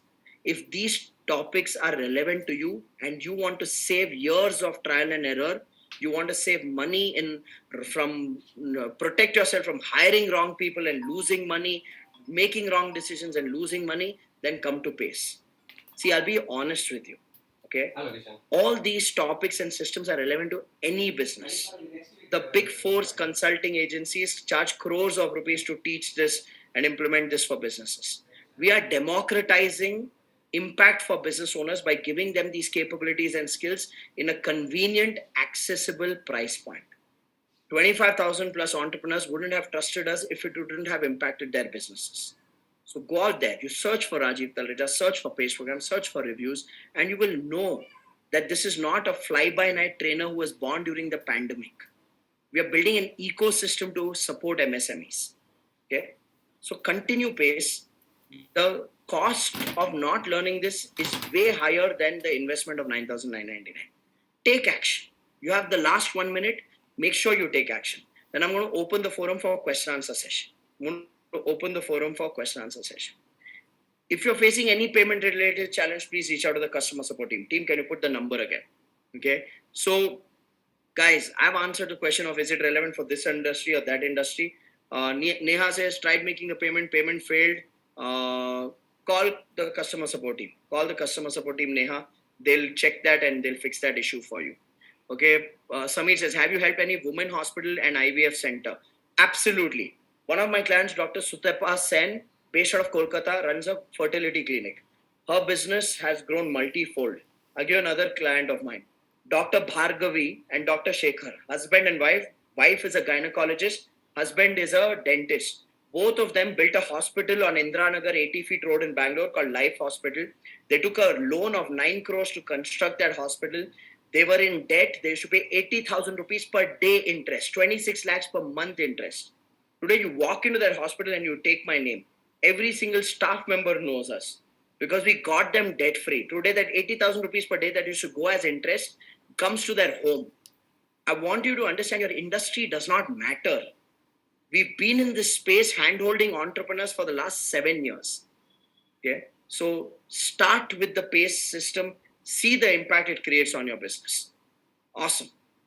We will be sharing a welcome email with all of you guys. Listen to this carefully. Okay. Gunjan, if your payment failed, call the customer support team. All of you will receive a welcome email today. Okay. All of you will receive a welcome email today from this email ID businesspace@successgyan.com. By this evening, you should receive it. If you don't receive a welcome email today, then reach out to our customer support team. Raja, did I miss your question? You can ask your question. So guys, the 15 minutes is done. If you're facing any payment related challenges, call the customer support team. Now I'm going to open the forum for a question answer session. We'll do 15 minutes of question answers. And at the end of these 15 minutes, I will tell you how you can stay in touch with me personally and get your questions answered. Okay. So if you have any questions beyond the PACE program or even about the PACE program, I'm refreshing my chat box now. Put your question out. I'll be happy to answer that question. Okay. So Mihir Shah's question. I am 25. I joined my dad 5 years back in a manufacturing business. Due to pandemic, we had to sell off our properties. Dad is retired happily now. I've been implementing few of these things from your sessions already, and it's going great. But there is many competitors in the market. It's difficult to get profit margin on the product and place my product against them. What would you suggest? Mihir, on day one of PACE itself, after the goal creation exercise from 4:30 p.m. till 7 p.m. and on day two from 10 to 11:30, we're going to talk about how do we create business growth strategies for increasing profitability in extreme competitive environments. I'm going to be breaking down 3 strategies, under which I'm going to teach 3 more strategies with case studies. So I know for a fact that in a high competition business, what strategies work, and you're going to be learning that at PACE. I can't teach that here, my friend, because it would be unfair to the people who've invested in the PACE program. And it's something that I teach for a good 4.5 hours in the 3 days. I can't teach it in 3 to 4 minutes as an answer. So Mihir, this definitely gets covered on day 1 evening and day 2 morning, which will give you your solutions for sure. Looking forward to seeing you at PACE. Dimple's question, do you have this course in Hindi? Dimple ji, meri Hindi bahut hi achhi hai, but I do this program in English because I have participants from all across India, and there are regions where people don't understand and speak Hindi. And I also have participants from Middle East, I have participants from Southeast Asian countries and some African countries. So that's why I deliver this in English language itself. If you understood the English of today, you will understand the English in the 3 days of PACE. Okay. Deepthi says, can the marketing agency operated online working from home on a remote location? So Deepthi, I do have clients who run marketing agencies and they have a graphic designer sitting in Allahabad.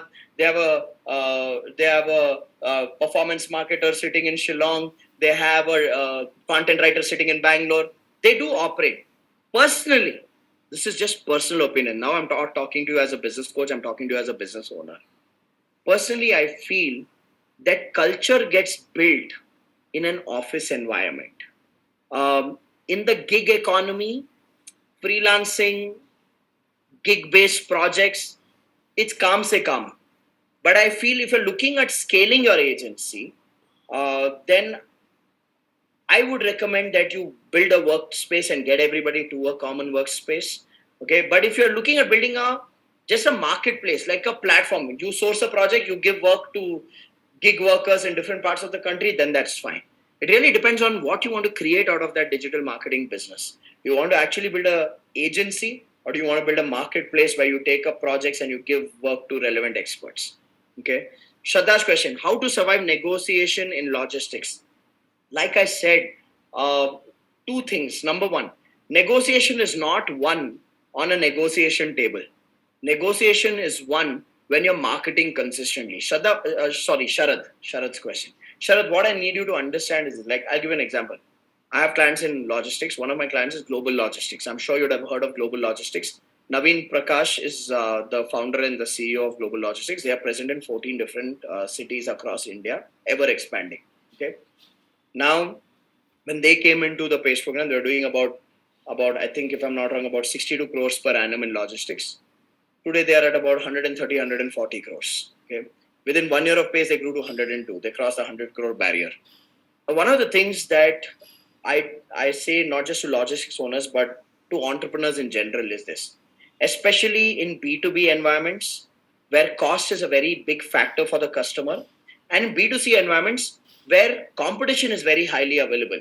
Okay, what you need to work on is your marketing. I'll tell you why marketing for negotiation.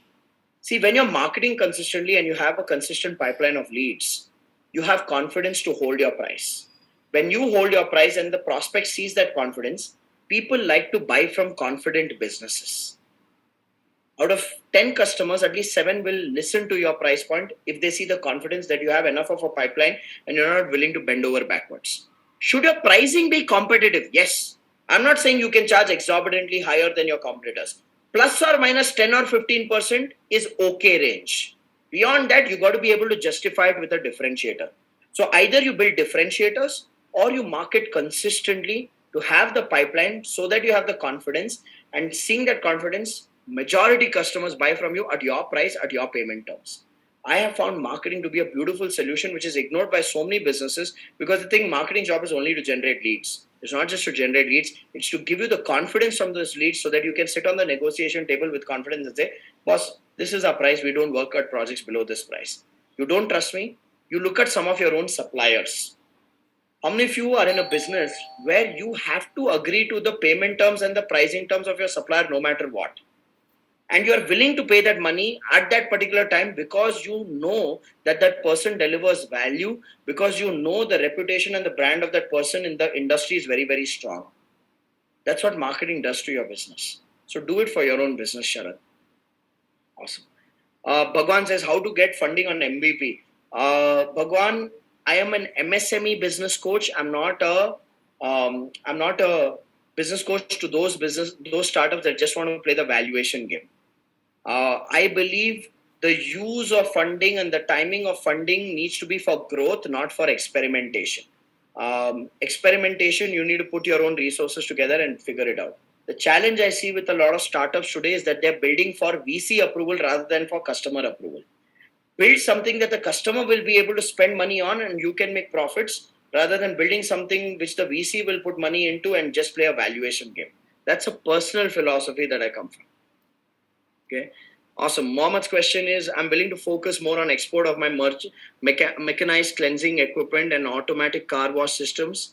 How this 3 days session will help me, please suggest. So Mohammad, one aspect of what you're looking at is exporting, which means you need to figure out what's the right storytelling and marketing platform for exports. That is something that I cover on day 2 in the morning. So I go into the frameworks and the details of how do you set up a marketing system. In your case, it's just about opening a market, okay, and establishing a established product in an other overseas market. Day 2 morning will be very relevant to you, but let me tell you, Mohammed, the PACE program will give you a lot more than what you are actually looking for. So come with an open mind to get a lot more than that. Guru says, I'm a micro entrepreneur working with 2 to 3 team members, creative industries, so I'm looking forward to learn how to scale my business. So please come. The challenges that I shared, if they're relevant to you, and the topics that I shared which are relevant to you, please come to the PACE program. Nandan Sukhani's question, how to reach customers in a B2B business? My retailers are not motivated to keep good quality products, so I want the demand to come from customers. So what I'm understanding, Nandanji, is that currently you have a retail network which is selling your product, but you want to go direct to consumer. And you are saying B2B. Okay, so does your retailer sell to B2B businesses? So if you want to build a B2B sales channel, it's very simple. You need to do some amount of content marketing, but not on Facebook and Instagram. Your content marketing needs to be on LinkedIn and on YouTube, and that's more for brand building, not for lead generation. But it's a good back-end tool to establish credibility in a pitching process in a B2B environment. Content marketing, very relevant to a B2B on LinkedIn and on YouTube. The second thing that you need to do very actively is you need to join industry associations and organizations where your decision makers are available for personal physical networking. Third, if your product is such which is technical in nature and there are industry expos and exhibitions, you need to be present there. Okay, I have clients who are into automobile component manufacturing. They go to all these Detroit exhibition, Germany exhibitions, and they get orders worth a year from there and come back. Okay, now these are 3 must-do strategies. Beyond that, you need to build an active sales team which goes out, prospects, pitches your capabilities, and nurtures relationships till a requirement is activated and then bring you in the forefront. So Nandan, all this I teach a little more in detail on day 2 morning. Look out for that in the PACE program. Okay. AM Singh says, need your guidance in a cluttered UPSC civil services with raising scandals that has created distress to me as a business owner, and how do you develop faith? You even though are making them aware regarding such scandals. AM Singh, you are running an UPSC civil services training center or training business, right? One of the things I would say is build your personal brand, do a lot of videos on YouTube, do a lot of content on Instagram. That's where your audience is available. Okay, do educational content, emulate the kind of work I'm doing for business owners on Instagram, on YouTube. Emulate that and do that for your target customer and see your brand growing, your reach growing. That will do a world of good to you. The other thing I would recommend is you also explore educational marketing. Like what I've done today is educational marketing. I educated people for 3.5 hours, and then I sold a program of mine to those who resonated with it. I think something similar will add a lot of value to you as well, AM Singh. So explore something like that. So content marketing, educational marketing, building a personal brand, this would do a world of good to the nature of business that you are doing. Thoman Shaji says, our family tea manufacturing business, we are in a debt trap. We are a dominant player in our existing market, but that is not good enough to cover the interest and the payments. What can I expect, or what program should I join? Thoman, I would definitely say that PACE will give you the foundation elements. If you really want to come out of your debt, but you have the capacity to invest in one-to-one coaching, explore that. Work with a lot of clients on debt reversal and repayment of debt. Explore one-to-one coaching as well. Drop me a message on Instagram in my inbox. I will share a video with you on 7 steps to come out of debt, which I've done on YouTube. You can also search it on YouTube saying 7 steps to come out of debt by Rajiv Dalrija. You'll understand that. But the PACE program will definitely, I think the highlight for you from PACE will be the business model part again, because you are doing well. It's just that some past karma of past debt is kind of eating up into the profits today. So it's more about building a model that can help you accelerate the scale at which you're doing well, which should get catered to on day 1 evening and day 2 morning for you at PACE. Awesome. Kanishka's question, Facebook ads and Instagram ads, is it helpful? Is it a huge investment for startups? Well, I always say this, if your customer is available on Facebook, Instagram and YouTube, then definitely run ads. Start with a small budget, Kanishka. You don't have to start with 10 lakhs, 20 lakhs, 30 lakhs. Start with 5, 10, 15,000 rupees to begin with. Test the ads, test the campaigns, test the pitch, the copy, the script of your videos, and see what returns it's giving you. See what returns it's giving you. And it's all, see, Facebook, social media adds a lot of testing. Like I run a lot of ads. That's how you came here, right? And there's a lot of testing. There's a lot of script changes that I do to make sure that to see is our cost per lead reducing and all of that, right?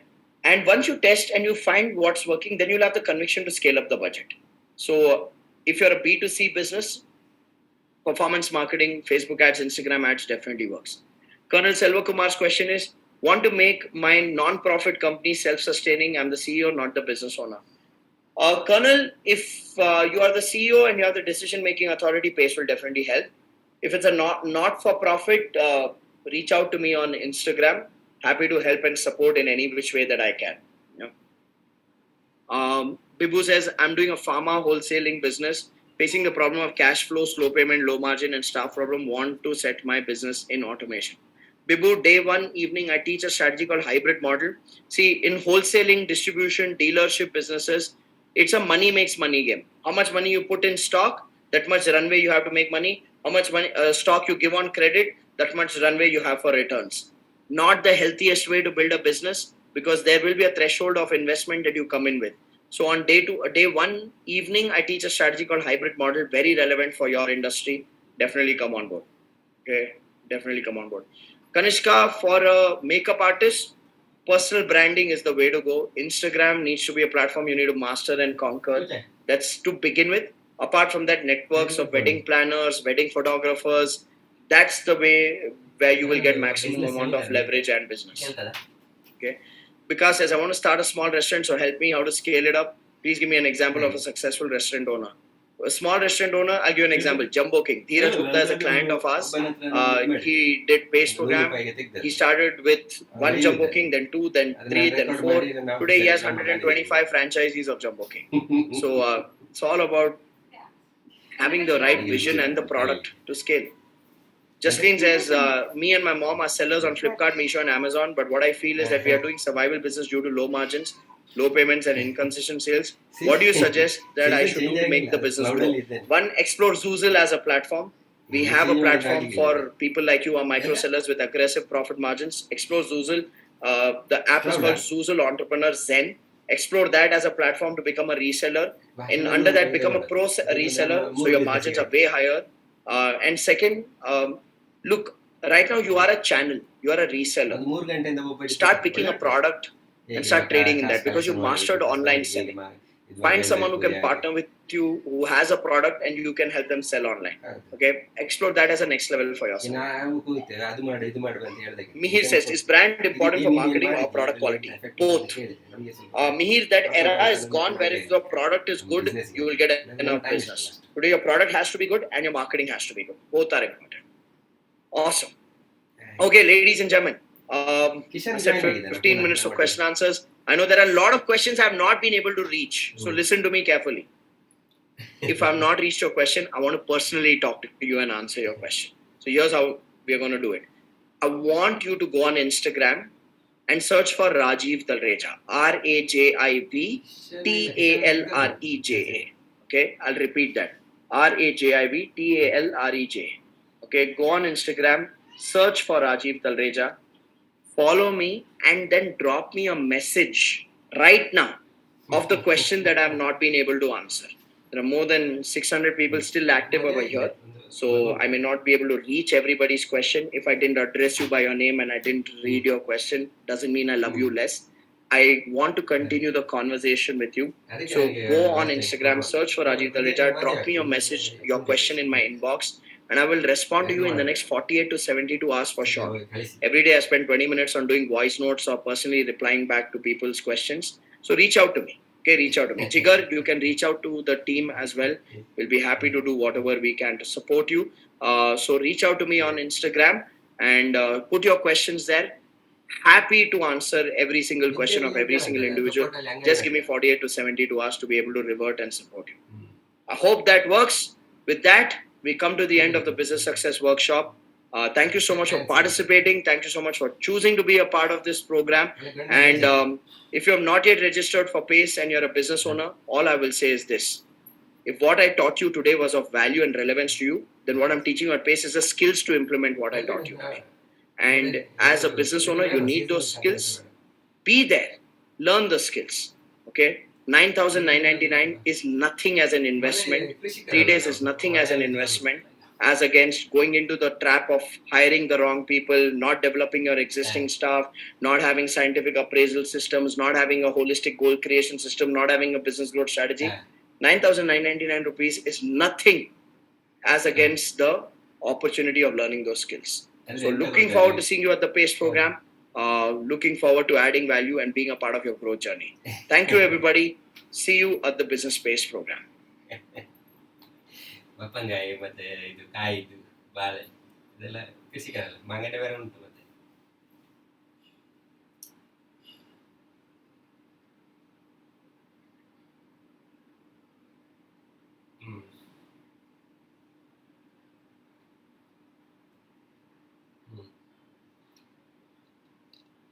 ನೀನು ಕೃಷಿಕ ಆದ್ರೆ okay